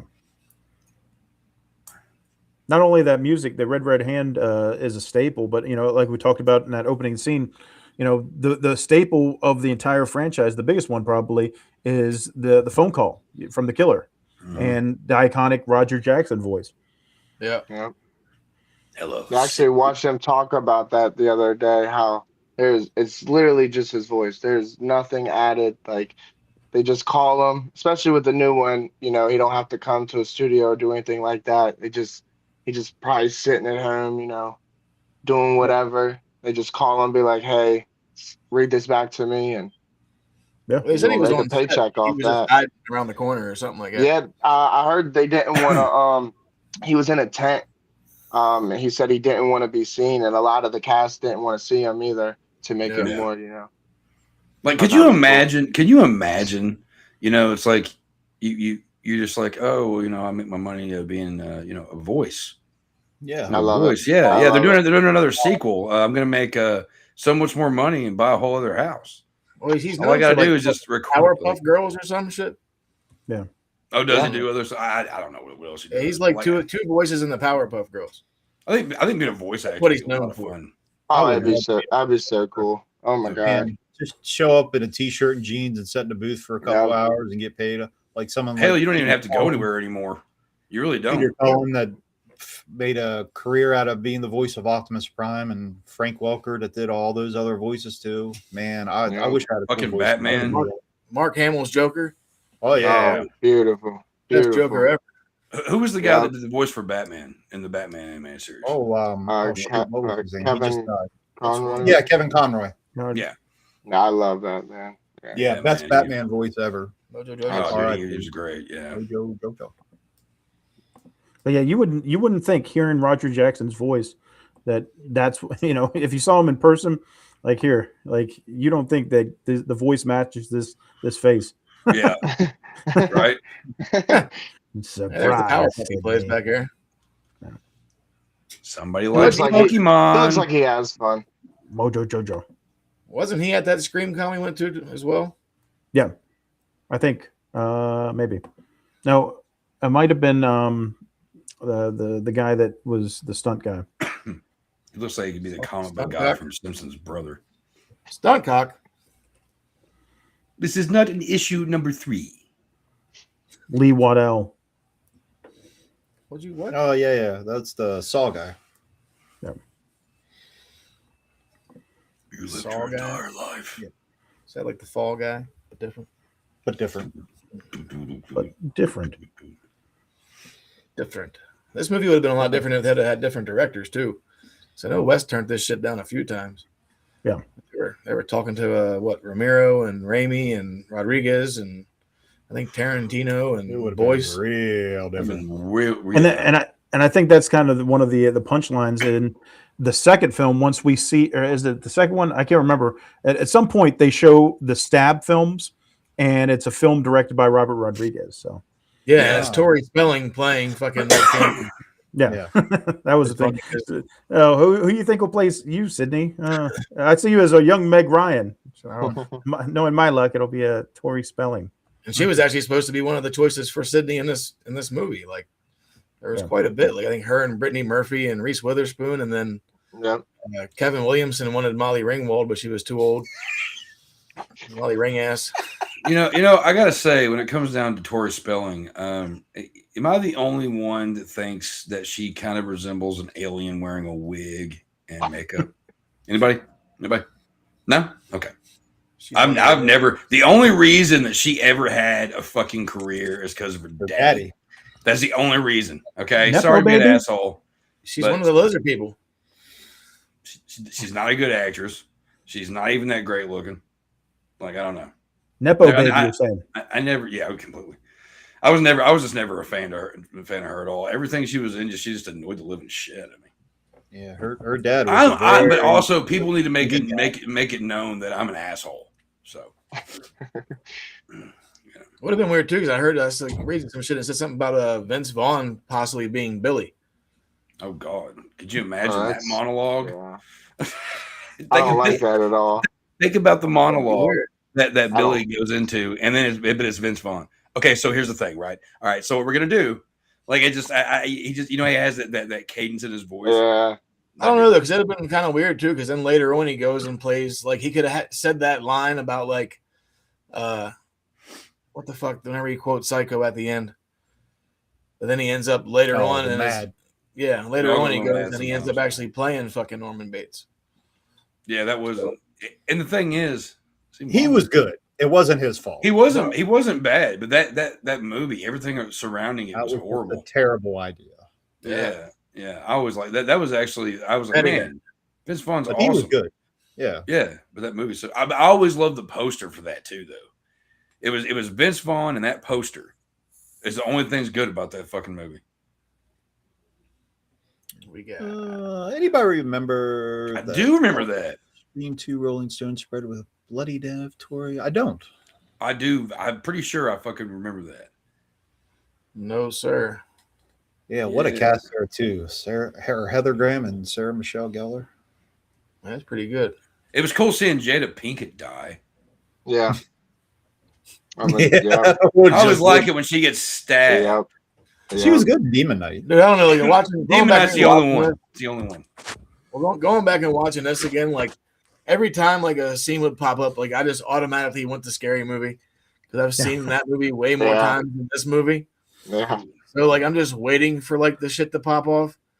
Like whenever they were stabbing each other in the kitchen, I just kept waiting for dude to be like, wait. I just kept waiting for stupid little shit like that to happen. Then I'm like, what the fuck? And I'm like, oh, I'm watching the real movie. That's it, right. The first Scary Movie is well, okay. Also, the first two are pretty funny. I'm about to say 2's so good. I love It's so. 2. Is it the one with Little Hand, right? Yeah. Yeah. The Okay. haunted house. Yeah. After that, I don't give a Exorcism shit. and all that. Yeah. James Woods is in that, who I mentioned earlier. Yeah. And the only other fighting demons at the beginning. The only on time, the toilet. The only time, the only time past those movies, of anything of those movies I liked, was the opening with Shaq and Dr. Phil. The song. I'm not even really a therapist. I'm a plumber. He's like, you cut off the wrong foot, mother, and then he goes into the thing. That's good. That one's good. Other than that, yeah, I love it when James Woods walks in as the priest and he takes one look at it. He's like, "Fuck this." She has like 10 gallons of piss come out of her. Or like, rubs her face and smacks her. God, dog. I'm the same way as you, Chad. Like whenever Nev Campbell runs into Skeet and then they're in the hallway, like after he got released from the police station, and I just keep thinking of Anna Faris whenever they have that conversation, because they do it like almost exactly the same way. They shoot at everything. Whenever she runs away, she does that goofy run. Just waves her hands. Yeah. Well, that was funny because in the opening scene, whenever Ghostface asks Drew Barrymore, like, "What are you doing?" or "What was that?" or whatever, I was like, "Oh, I didn't know you could hear that. I was just me. I farted." I was like, yeah. Just going back to that scene you're talking about, though, like that shit fucked me up too, because I'm like, she goes into this bathroom and then, well, first off, she runs into Billy. Like, this motherfucker just gets out of jail that morning and decides, like, hey, I'm going to go to school. Why do you go to school? Like, he still has fucking ink on his finger, so he didn't shower. Like, he didn't clean up. He still has the same shirt and shit on. So then she goes in the bathroom and then fucking she's in there listening to people talk shit about her and her mom for like 5-10 minutes or whatever. And then she goes out. And then, so you're telling me, like, Stu's just in that fucking stall hanging out all fucking day waiting for her to go to the bathroom? No, because we just saw him, didn't we? Yeah, but he was talking. Yeah, he was at the locker with Tatum and Sydney. And but he didn't know. She didn't know. Stupidity leak. That's what I'm saying. Nobody would have known that she was going to go to that bathroom. Right. So there's definitely flaws, and there's especially with the timing on a lot of things in here. You know, this seems like a staple throughout the films, where it's like if you try to analyze it in real time, it doesn't seem like a lot of things would make sense. Yeah, head streamer. Like when Henry Winkler, whenever like he gets the knock on his door and you can see the person outside the door, he's like right there and he opens it immediately and looks out and there's nobody there. It's like there's no way that somebody could just vanish like that, you know. And then when he runs out, must have been Foot Clan. I was telling Dave too, like at the end, like you see Nev put on these fucking like dress boot kind of like heel things or whatever. Yeah. And then she's running around and everything getting chased. But then later on, whenever she stabs fucking Billy with the umbrella, she's wearing some Vans. Because they like pan down to her feet. That's the first thing they fucking show. And I'm like, those aren't black heeled shoes. Yeah. I'm like, what are you doing, you bitch? That was the punk kid the principal caught later, right? Well, that was before, right? Yeah, because that was before that they went out there. I can't remember. Because the punk kid with the scissors before that shit. The punk kid, I don't think he'd gone to the office yet, because the scene opens up with the punk kid running down the hall with the mask going, ah! And then he runs past Sydney and them where they're at the locker. And then that whole situation, they talk, and then she walks down the hall, runs to Billy, they talk, and then she goes to the bathroom. So, I mean, it could have been the punk kid in theory, but like I said, nobody knows that she's going to go to that bathroom. So there's flaws, but it's like, I don't know. I just could overlook it at this point. Let's talk about Des. Let's talk about Des. Favorite Des scene in the film. Rose Miguel. In Really? the garage.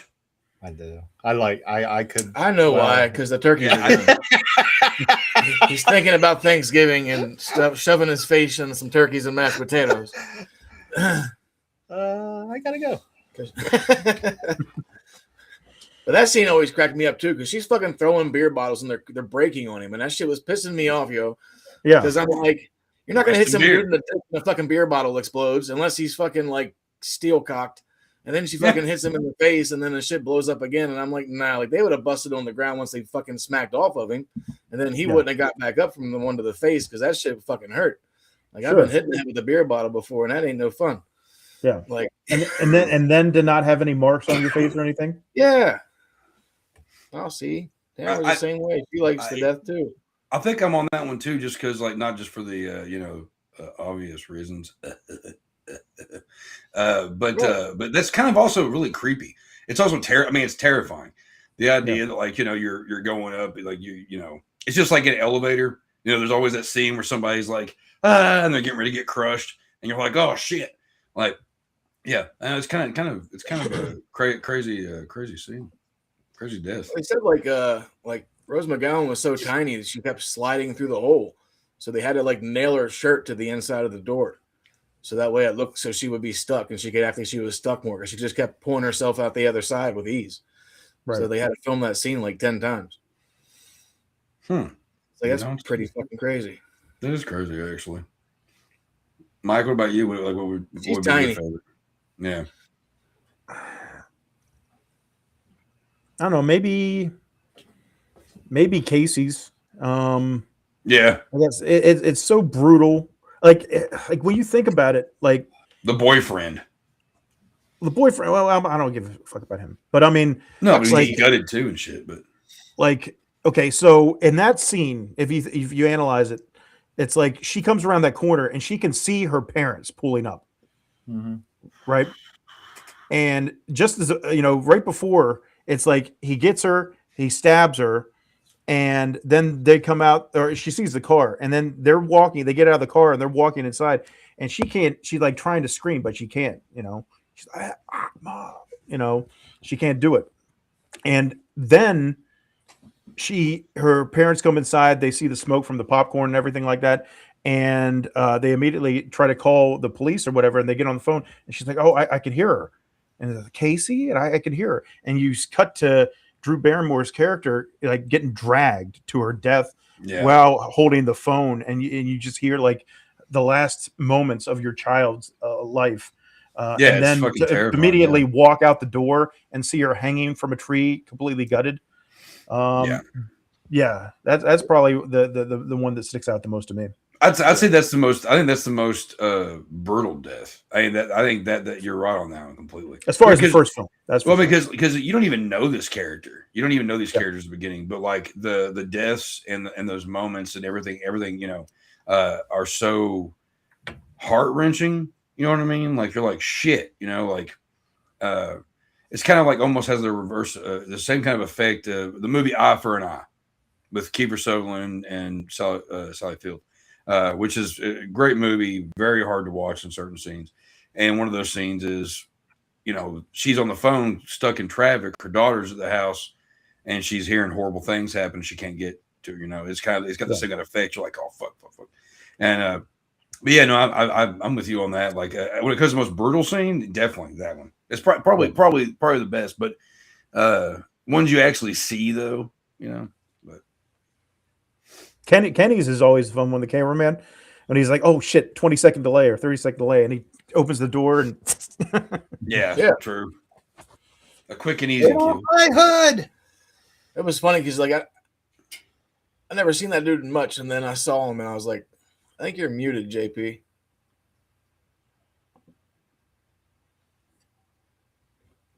Maybe.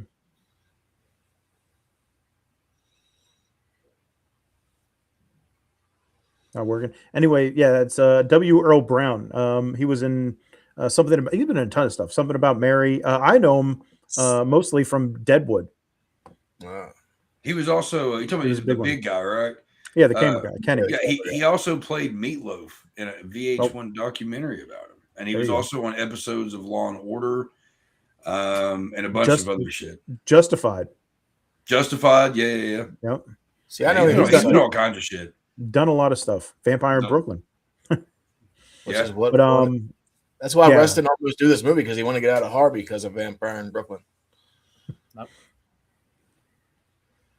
because of Vampire in Brooklyn. Nope. If you back out and come in, you should be all right. Ghostface muted you. When I say hurry, that means move your fat tubble-lord ass right now. Damn, he's not talking to you. I'm very sorry, Gail. I think I touched a breast, but I Wrong one. Yeah, but and then like once Gail gets back out to the truck and she realizes Kenny's dead and she's trying to get out of there. God and, damn it! The blood's on the windshield wipers wipe the blood away, and then his body comes down over the top. Oh. How about now? Yeah, Good. Cool. I was saying, I just want to cut before we get off track. We're talking about the cameraman, and we're talking about the parody. I think it's funny with the I can't remember what he was, but I think he was Mexican or something. But the way he says that he was talking, he steps on her shoes and he's touching her boobs or whatever. I always thought that was funny. But I like Billy getting shot in the head. There you go. That's a good one. I don't know. Yeah, ain't nothing better. Ain't nothing better. I think they're all different. That's what I like about Scream a lot is obviously I think the Tatum, I think that's like real artsy. Like that was a very creative kill. Yeah. And then you got the first kill, which was definitely probably the most brutal. And then I think the ending, the shot in the head, I mean, it don't get better than that. Now if Stu is dead because of a TV, I mean that's pretty brutal. but a shot in the head, I mean, come on now. He's fucking dead. And I think that sets up the rest of the movies too, like Sidney knowing all these motherfuckers, and Randy said, you gotta kill that motherfucker. They're not dead. The thing I don't get, all right, there's been all these fucking films, right? And it's like you got Sidney, you got Sam, that they know all this shit's going on and happening to them. Why aren't you constantly carrying a gun, on you at all times or something? Something. Yeah. Be prepared. They're always just running, and it's anytime you get the upper hand on the ghost face, then it's like they hit him with a frying pan, and then they take off running. It's just keep hitting him. What are you doing? Yeah, and some of these horror movies with the objects and stuff that they throw at him, and these characters do a backflip. I'm like, I know that didn't hurt. That's not stopping Michael Myers. You throwing a shoe at him and he falls down this I don't know, just stuff like that. Yeah, it does. I like whenever it's comedy. When Sidney slams the door into Matt when he's chasing her, all dressed up as Ghostface, and he falls down and you hear him go, ugh. Yeah, I don't know why, but it always cracks me up. And then whenever fucking Billy's laying on the floor and he rolls over and punches Jamie Kennedy in the face, that shit makes me crack up. Yeah, that's good. That's good. Another scene, one of the scenes I like the most is when Randy's at the video store working. Mm. Oh yeah, and he has that conversation with Stu, and then Billy shows up, and it's he breaks down everything. He's like, "Oh, there's always some bullshit reason to kill your girlfriend." I like the girl's reaction in the background when she's just looking you can tell she's reading the back of a videotape, and then he says that, and she's like, "I told her that." Yeah, and then he keeps talking, then she just kind of looks around, then she sets the tape down and walks away. I'm like, that's the funniest shit ever. You know what I noticed too in the fifth one, rewatching the fifth one, obviously in the first one when Stu and Billy are talking and he pretty much tells them to, shut the fuck up, quit talking about it. In the fifth one, they do that too, because the friend and the boyfriend, they have that little conversation about what were you doing? And he says, watching Netflix or whatever. They kind of, I feel like that was a little callback too to the first film. Yeah. Oh yeah. And they fucked it all up. Mm-hmm. Then, which that was cool too. Her death was crazy. I mean, yeah. That fire, that was cool. I don't know. I think Scream has a lot of creative deaths. I really do. And then, of course, the Randy's rules for survival. Yeah, absolutely. Yeah, that was always kind of something that I liked was in the first one he goes through it, and the second one he still comes in, with the video or whatever to still do it. Jesus Christ, you don't know the rules. He's like having an aneurysm because these people, he's just it makes it. That was me and my friends. He was relatable. He even says it in that scene when I was talking about at the video store. He's like, "You're exactly right. If this were a scary movie, I'd be the first one, the main suspect or whatever, because he's the movie buff, and of course, every time the killer calls, there's like some kind of trivia or something like that. So it tries to throw you off the scent there with him. But he definitely knows his shit too, because he's like, well, it's Sidney's dad. He's like, no, that's the red herring. He's like, he's gonna come in the third act and be like losing an eye or some teeth or something. I think it's her dad, man. What happened to her pops? He's gonna pop up in the third reel. That's why I like that it shows them in that the class, and they're doing their little movie trivia. They're talking about like good sequels and stuff like that. Like he was able to show himself. That's where he does all his impressions and stuff like that. Yeah, he definitely a good character. I also like how Sam Raimi and West still had their little thing going back and forth with putting certain shit in their films, like how like Evil Dead had the Hills Have Eyes poster. Then Nightmare, he was watching Evil Dead 2. And then in this one, fucking oh damn, it was right there. Oh, like he's trying to figure out what videotape to watch, and he's like Evil Dead 2 or Hellraiser, and everybody votes Hellraiser, so he throws the Evil Dead. And I was like, that's pretty funny. And then whenever they zoom up on the TV real close, you see the fucking Clerks. VHS copy of Clerks, sitting on top of the TV. I'm like, that's what I'm talking about. Like they knew we were going to do this. It's the Millennium. Motos are incidental. I like that. I like that. In fact, I think I might use it. Yeah. I mean, the iconic scene of everything is whenever they're in their kitchen and they do all the speeches and they're stabbing each other and shit. Like, that shit never gets old. Yeah, Stu's my favorite. Yeah, and he's so mad at me. And I'm pretty sure he said all that was, shit. What's that word? When they're just going off script. Improv. Yeah. He said after, I think the phone getting thrown out, like everything he said was improv. You hit me with the phone, dick. Like the interview I watched with them too. I think the only thing that was improv really was him saying that his mom and dad were going to be pissed. We're going to be mad at him. Apparently, Wes Craven told him to throw the phone at Matt Loder because he wanted to see how he reacted. Also, he didn't know, but he just threw it at him. Oh, so that's good. That's good. Oh, we talking about the improvisation? Mm-hmm. Yeah. That's great. That's great. So He good. lost a lot of blood. He's so good. He's so good. You hit me with the fucking phone, dick. It's kind of like Brad That's the Pitt and comedy. Edward Norton in Fight Club. When he hit in the ear. There's more. So good. Dude, I can't I still do the Sean Wayne shit. But wait, there's more. God, I fucking hate that shit. It does it so good, and because I love it. even up with the like the drooling that you can see, like the froth coming off of Matthew Lillard and whenever he's doing that speech, and then Sean Wayans is just like completely drooling. Yeah. I'll be right back. It's so good.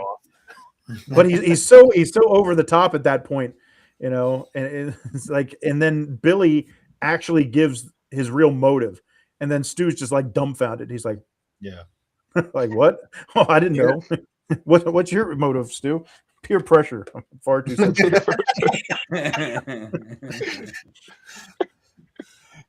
That shit's so good. That is good. That is good. Yeah, Stu's definitely my favorite. I'm not mad about him coming back at all. And Matthew, I love it. Only for the fact that it might what be a cool stupid. guy, man. He's gonna come back wearing the 5 Nights at Freddy's outfit. He's gonna come back looking like the guy from Hannibal. The guys have his face eaten off. Come have Yeah, a lot of these careers still going pretty strong all these years later. Yeah, man. Yeah, it's cool to see. It's weird to see him so young in this movie. I know they Lillard kind of back in the limelight with the 5 Nights at Freddy's franchise. Yeah. Mm-hmm. I know they were saying at first they didn't want to give Courtney Cox the role because of Friends, but that's why she wanted the role. So she wanted to be a bitch instead of like a real friendly person. But then she just like pretty much hung out at the studio all day until they pretty much said okay. And they gave her a shot in Red, and she did good. It's one of those films where it kind of switches things up because for so long you have like just one killer, and then we come to find out there's two killers working together. So that was kind of different. And then also you typically have the reporter being some kind of like airhead bimbo type. Yeah. And in this film, it's more of the Dewey character is kind of the airhead. And Courtney Cox, Gail, is the one that's actually in all the films. She's usually the one that's solving the mystery because she's the one that's doing the reporting, doing the legwork, and actually going around and figuring out clues and everything like that, as opposed to everybody else who's just kind of standing around waiting for everything to happen. So I like how they kind of switch that up to where the lead, the female lead there isn't the dummy. You know, she's the smart one that's trying to figure it out. She just gets smacked in every single film or punched. If Sydney doesn't go in this one, it's got to be Gail. Definitely. The legacy characters, you know, and at this point, it's time. You know, kill them both. Yeah, Gail almost dies literally in every. Because I have them kill each other. I don't know how we get there. But you know, in the last one, you know, I get it. You know, but I don't know. It rubbed me the wrong way that they showed that Gail has like this new boyfriend and she's like living her new life and everything like that. Because it's like we know Dewey, you know, as an audience, and it's like, oh, how are you gonna do Dewey like that, man? But I get it. You know, you're supposed to move on. You know, it makes sense. But you know, whatever. I just didn't like the whole New York thing. Period. I didn't like. Oh, by the way, nice streaks. Wow. It was nice. The New York thing was different. Yeah. Different. I mean, I like the concept. I don't know. I liked in that last one where they open it up with Samara Weaving, and then she gets killed, and then he immediately takes off the mask. So it's like in that opening scene, you think you have already seen the killer. Like, what are they doing here? But then they flip the script on you. And that's where like the whole cult thing, I guess, was really coming into play. I think that's why I like Scream so much. I mean, I feel like the last two were definitely easier. Well, and probably the third one of like figuring out who the killer is. But I mean, that's just so cool trying to figure out who's behind that mask. I mean, you know, you go see a Halloween or Freddy or Jason, you know who the killer is, you know who it's going to be, or any other really. But you get to at least go into a movie and have some kind of questioning. Well, it's going to be and try to find the, you know. Yeah, but it also clues yourself.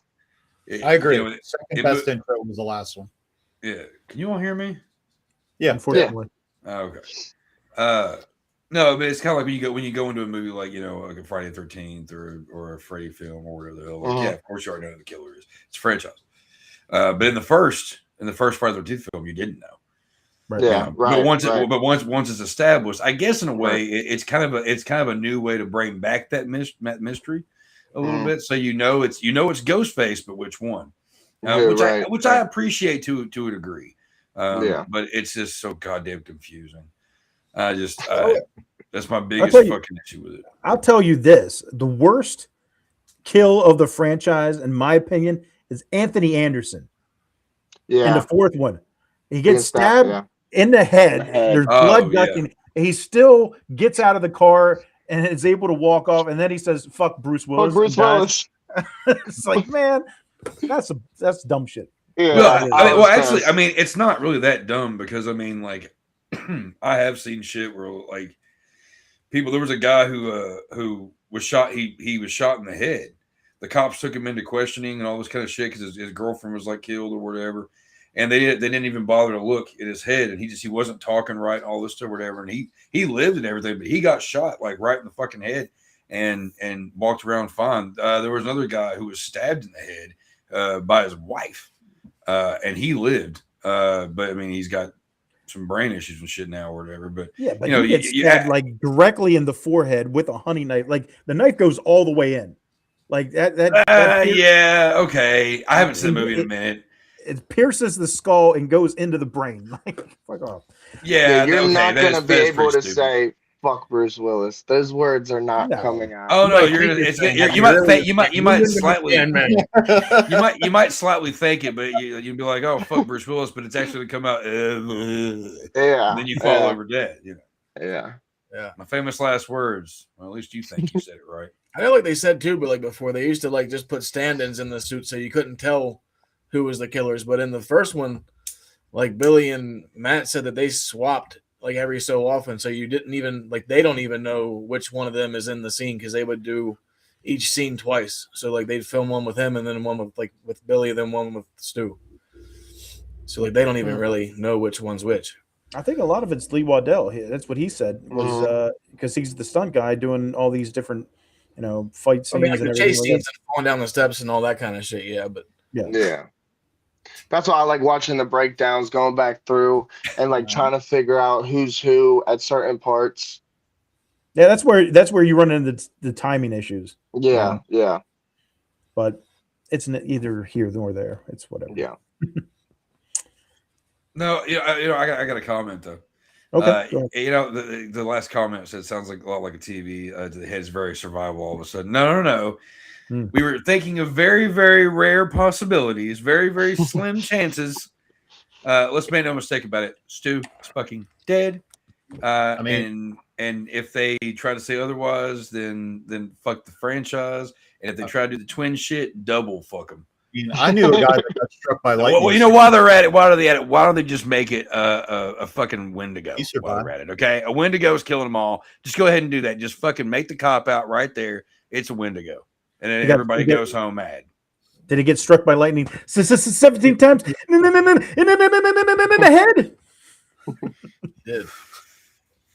He did. Indubitably. Well then. That's funny. Man, we're running late, but this is I such knew we would do this franchise. one. Yeah, and we've glossed over a lot of the first film, but that's okay. Everybody knows this. It's the one that started it all.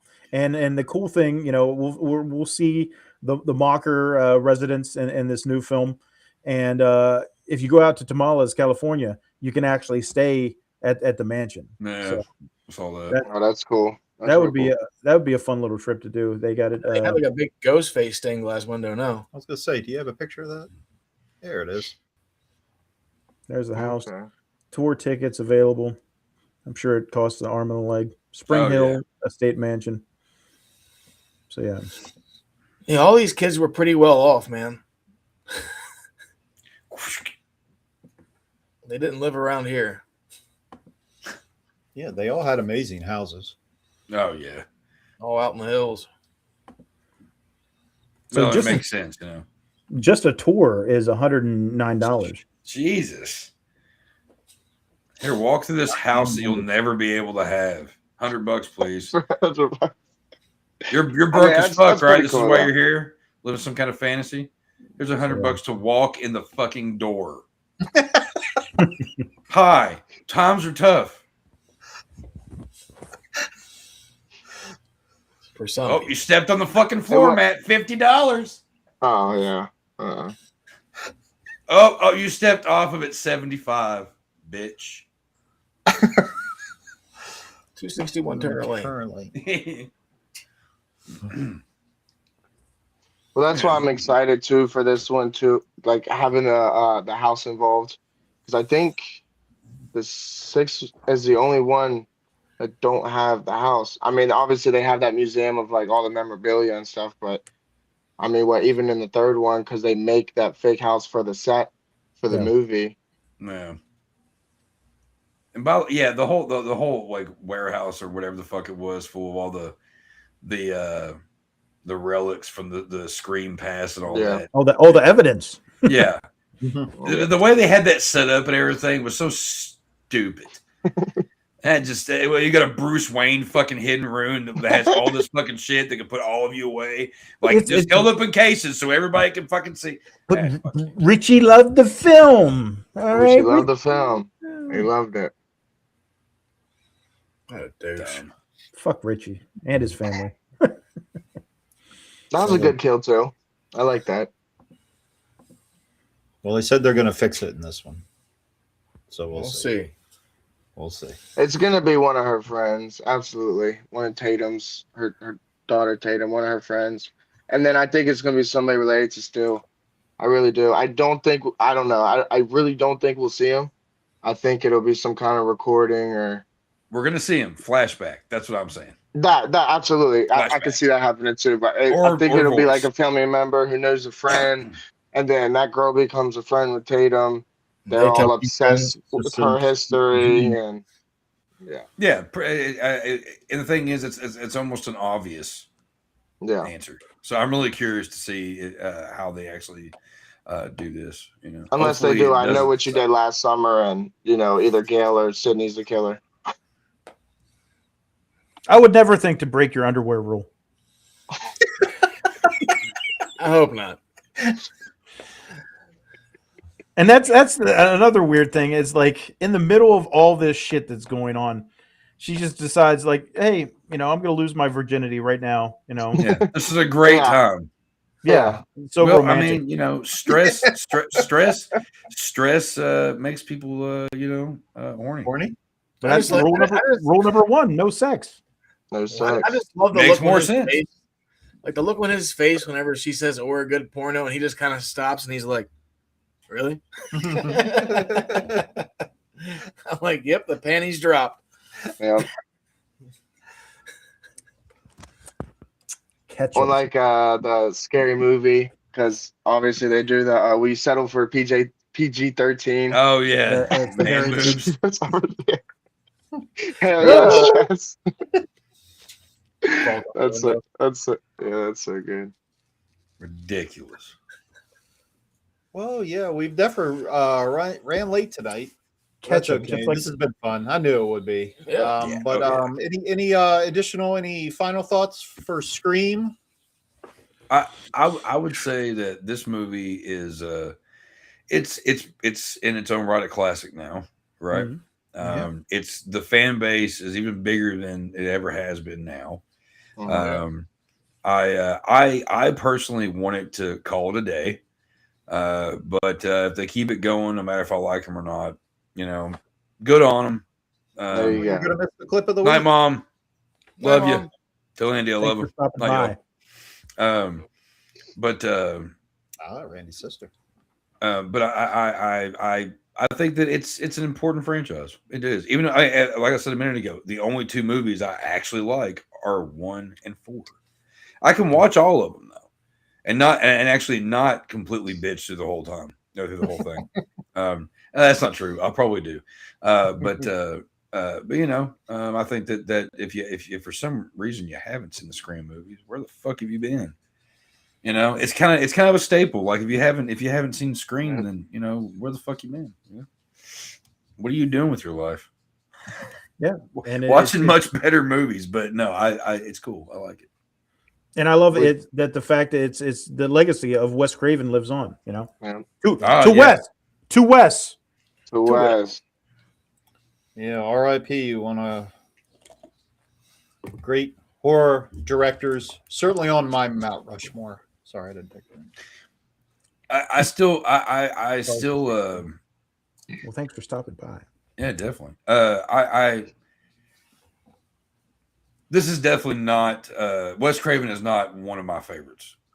He actually has out of all my favorite, out of all the forefathers of horror films, all the greats, all this stuff.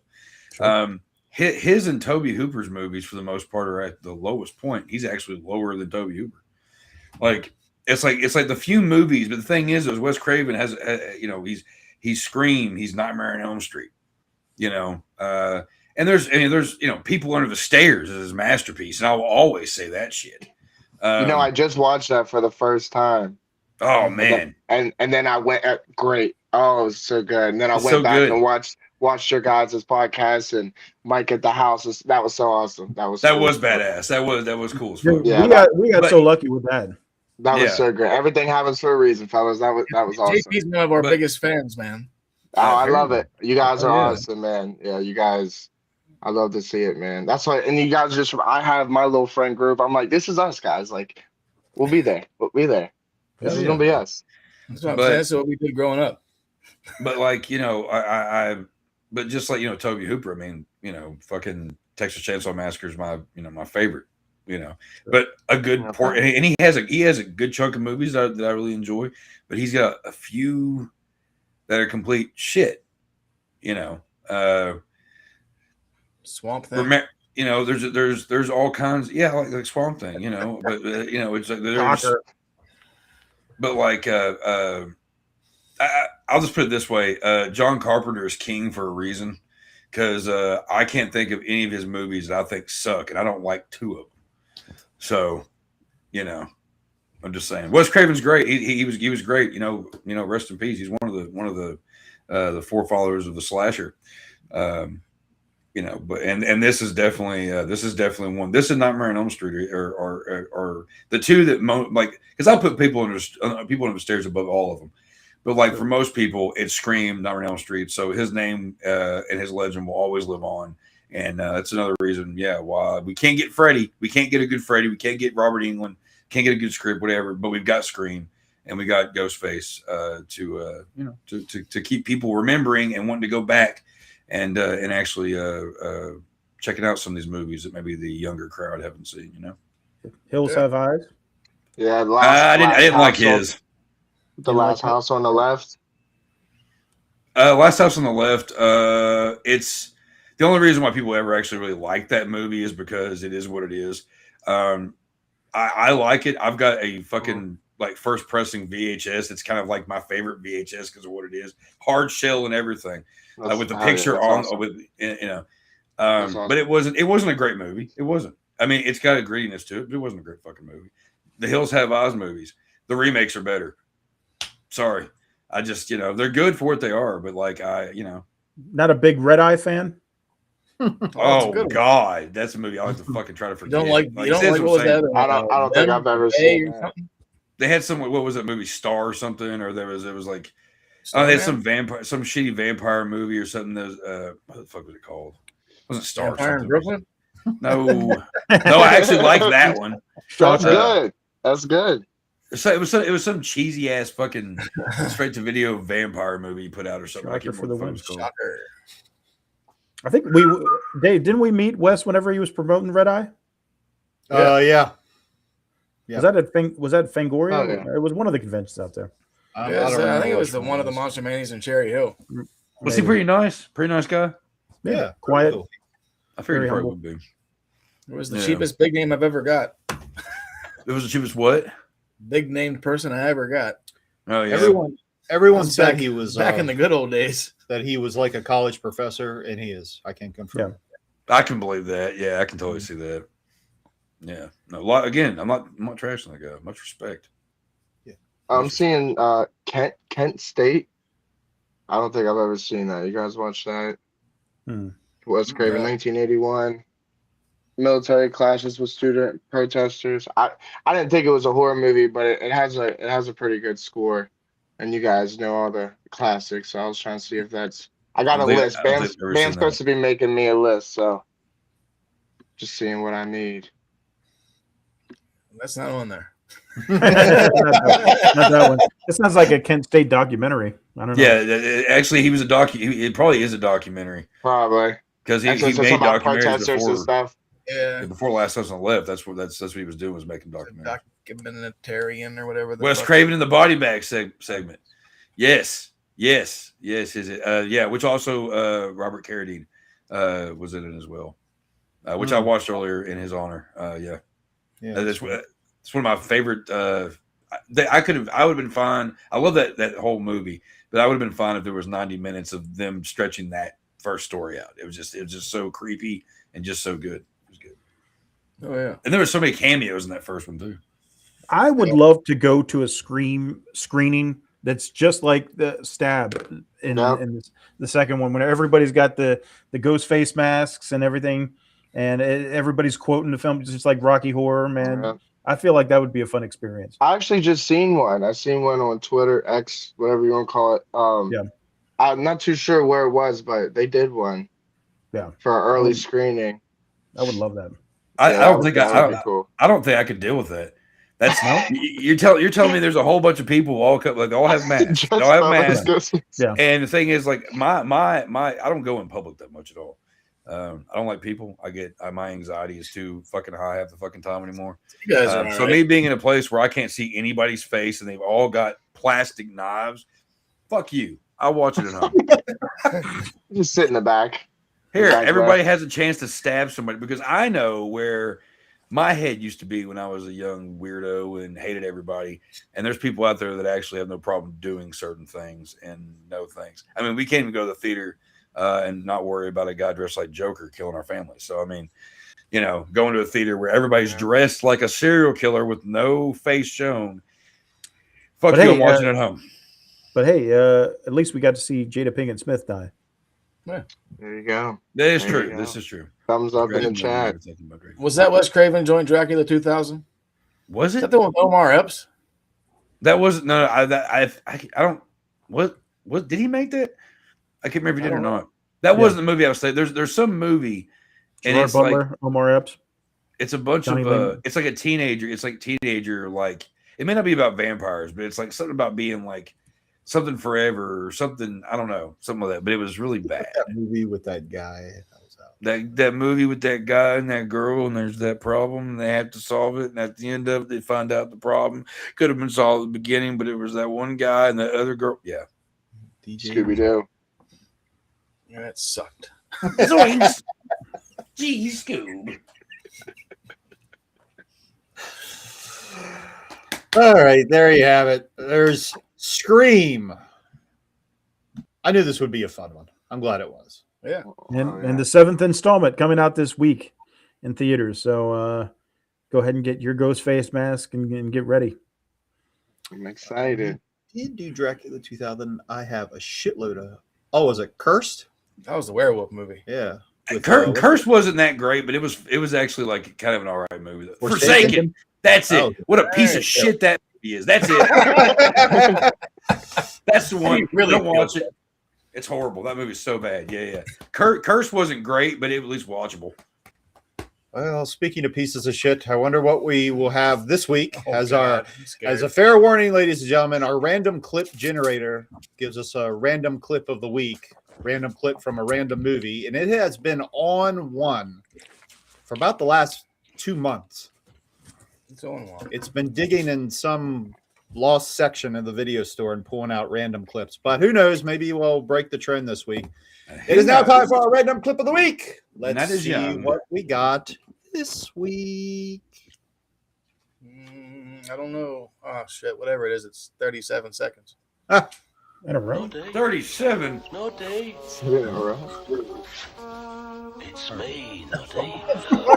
Wait up. Hang up. I think I lived this film. Hello.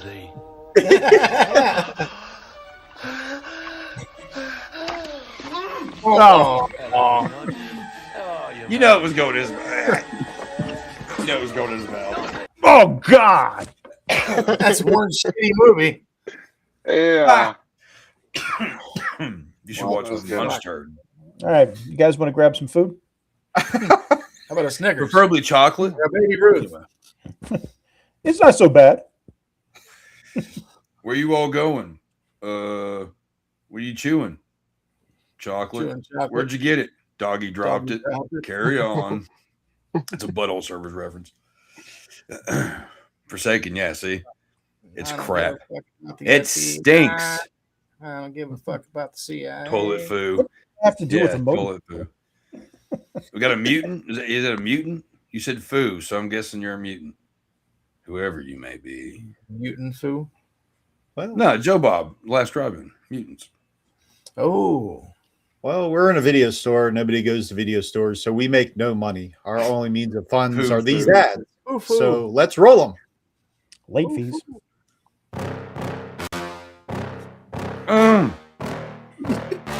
Laser Trading Company is on YouTube. Head over now to see videos from Mike's travels and experiences. Be sure to like and subscribe for more content. Over 10,000 subscribers and growing. Thank you to all. Laser Trading Company is also your source on eBay with many collectibles and hundreds of great gift ideas. Who loves you and who do you love? Laser Trading Company. You bit off a little more nasty than you could chew. Now you gotta deal with all the nasty coming down your throat.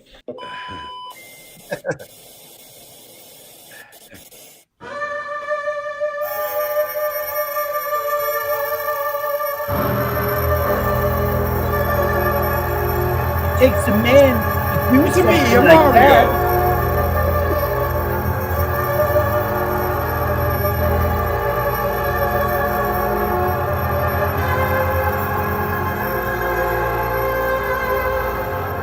Oh yeah. I'll send you a copy. Also, our buddies over at the Scene Snobs are doing a charity read this Friday at 7:30 p.m. after their usual show at 6:30 to be raising money for a friend of theirs. He has MS and he's going through some shit, and we're trying to get him squared up. So join the fun if you can. Donate $1, 50 cents, $2, $3, whatever. Just come hang out, join the fun, and support a good cause. Oh yeah. And the links to the Scene Snobs are in the description. So make sure you check that out. I believe Curse of the Swamp Creature will be the movie they're doing, I believe. So that'll be fun. The drive-in will never die. 68. Hell yeah. Hell yeah. That makes me happy. That makes me happy. Maybe get one of Chuck's books. I'll send you a copy. Bam, bitch goes down.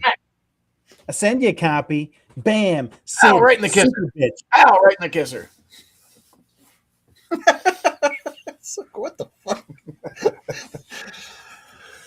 Well, we're gonna get nasty sized next week. What? Yes. It's Chuck's like jazzercise, but worse. It's Chuck's Clerks. It's like a bukkake without all the fun. Pick of the week.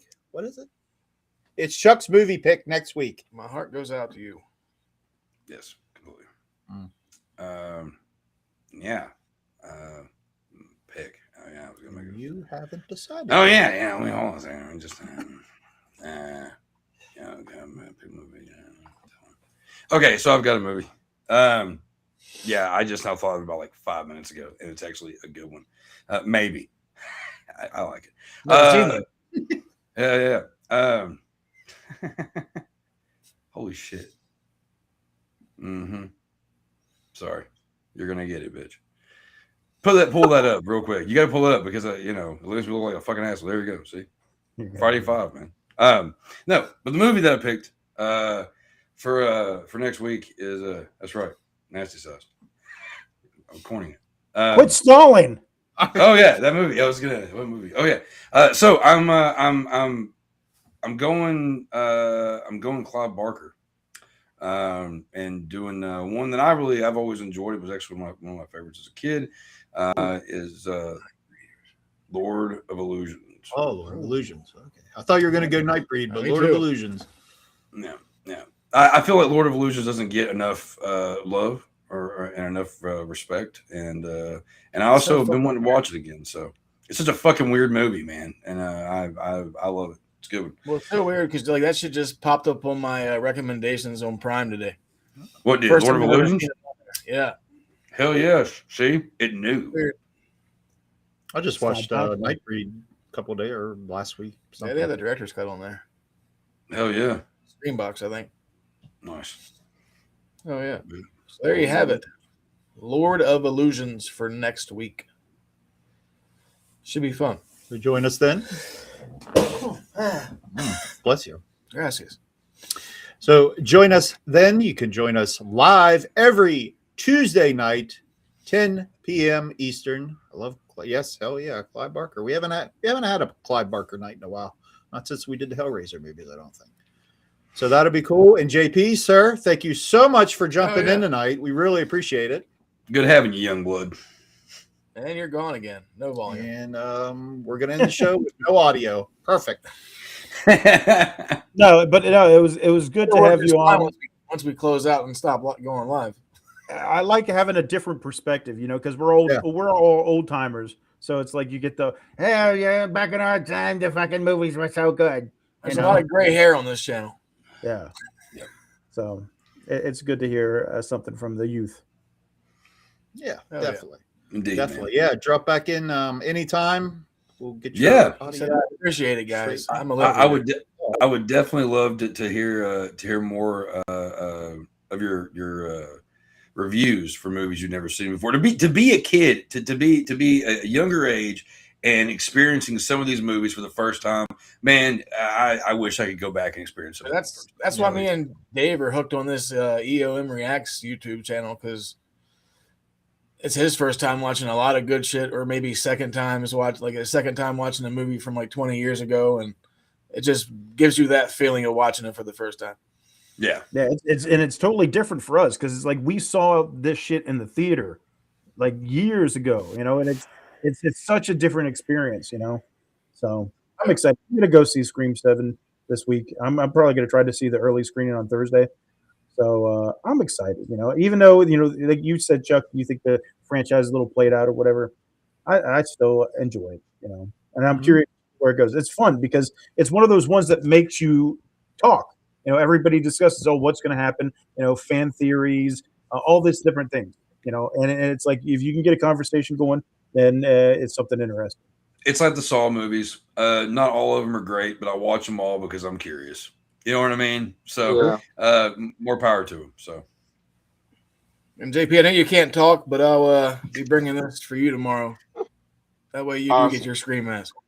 I appreciate it. Talk. Hey, there you are. You hear me? Kind of. Yeah. Yeah. You're a little bit. You're delayed, but yeah. 30-second delay. 30 All right. seconds. I'm here. Perfect. Yeah, I figured I'd give you that to you, since it's kind of like your podcast debut type shit, and you love the franchise. I appreciate you guys, man. Oh yeah, man.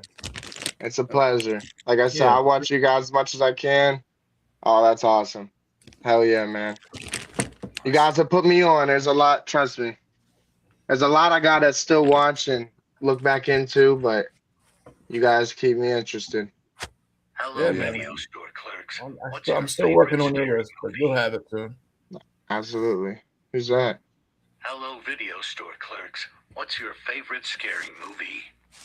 Nice. That's beautiful. Who the fuck was that? Freddie. Got fingered. Daddy, who was married to Drew Barrymore? Comes full circle. Full circle. Well, all right. We're getting out of here. My stomach's growling. That means it's time to go. We are your clerks. Don't forget to like, subscribe, comment, and shit.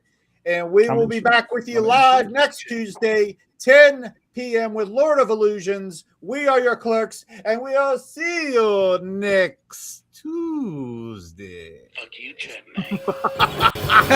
Hey, there you go.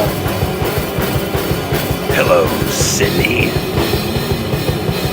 It's gonna be a screamer! Jesus Christ, you don't know the rules? Stab. And a pancreas. Never did it like that before. Fuck you, Chet, man. Fuck you, Chet, man. I don't see any of you. You're all black. Oh, there you go. Jesus. Cool. Why does it still say in stream? Why does it say? Oh, it says we're live.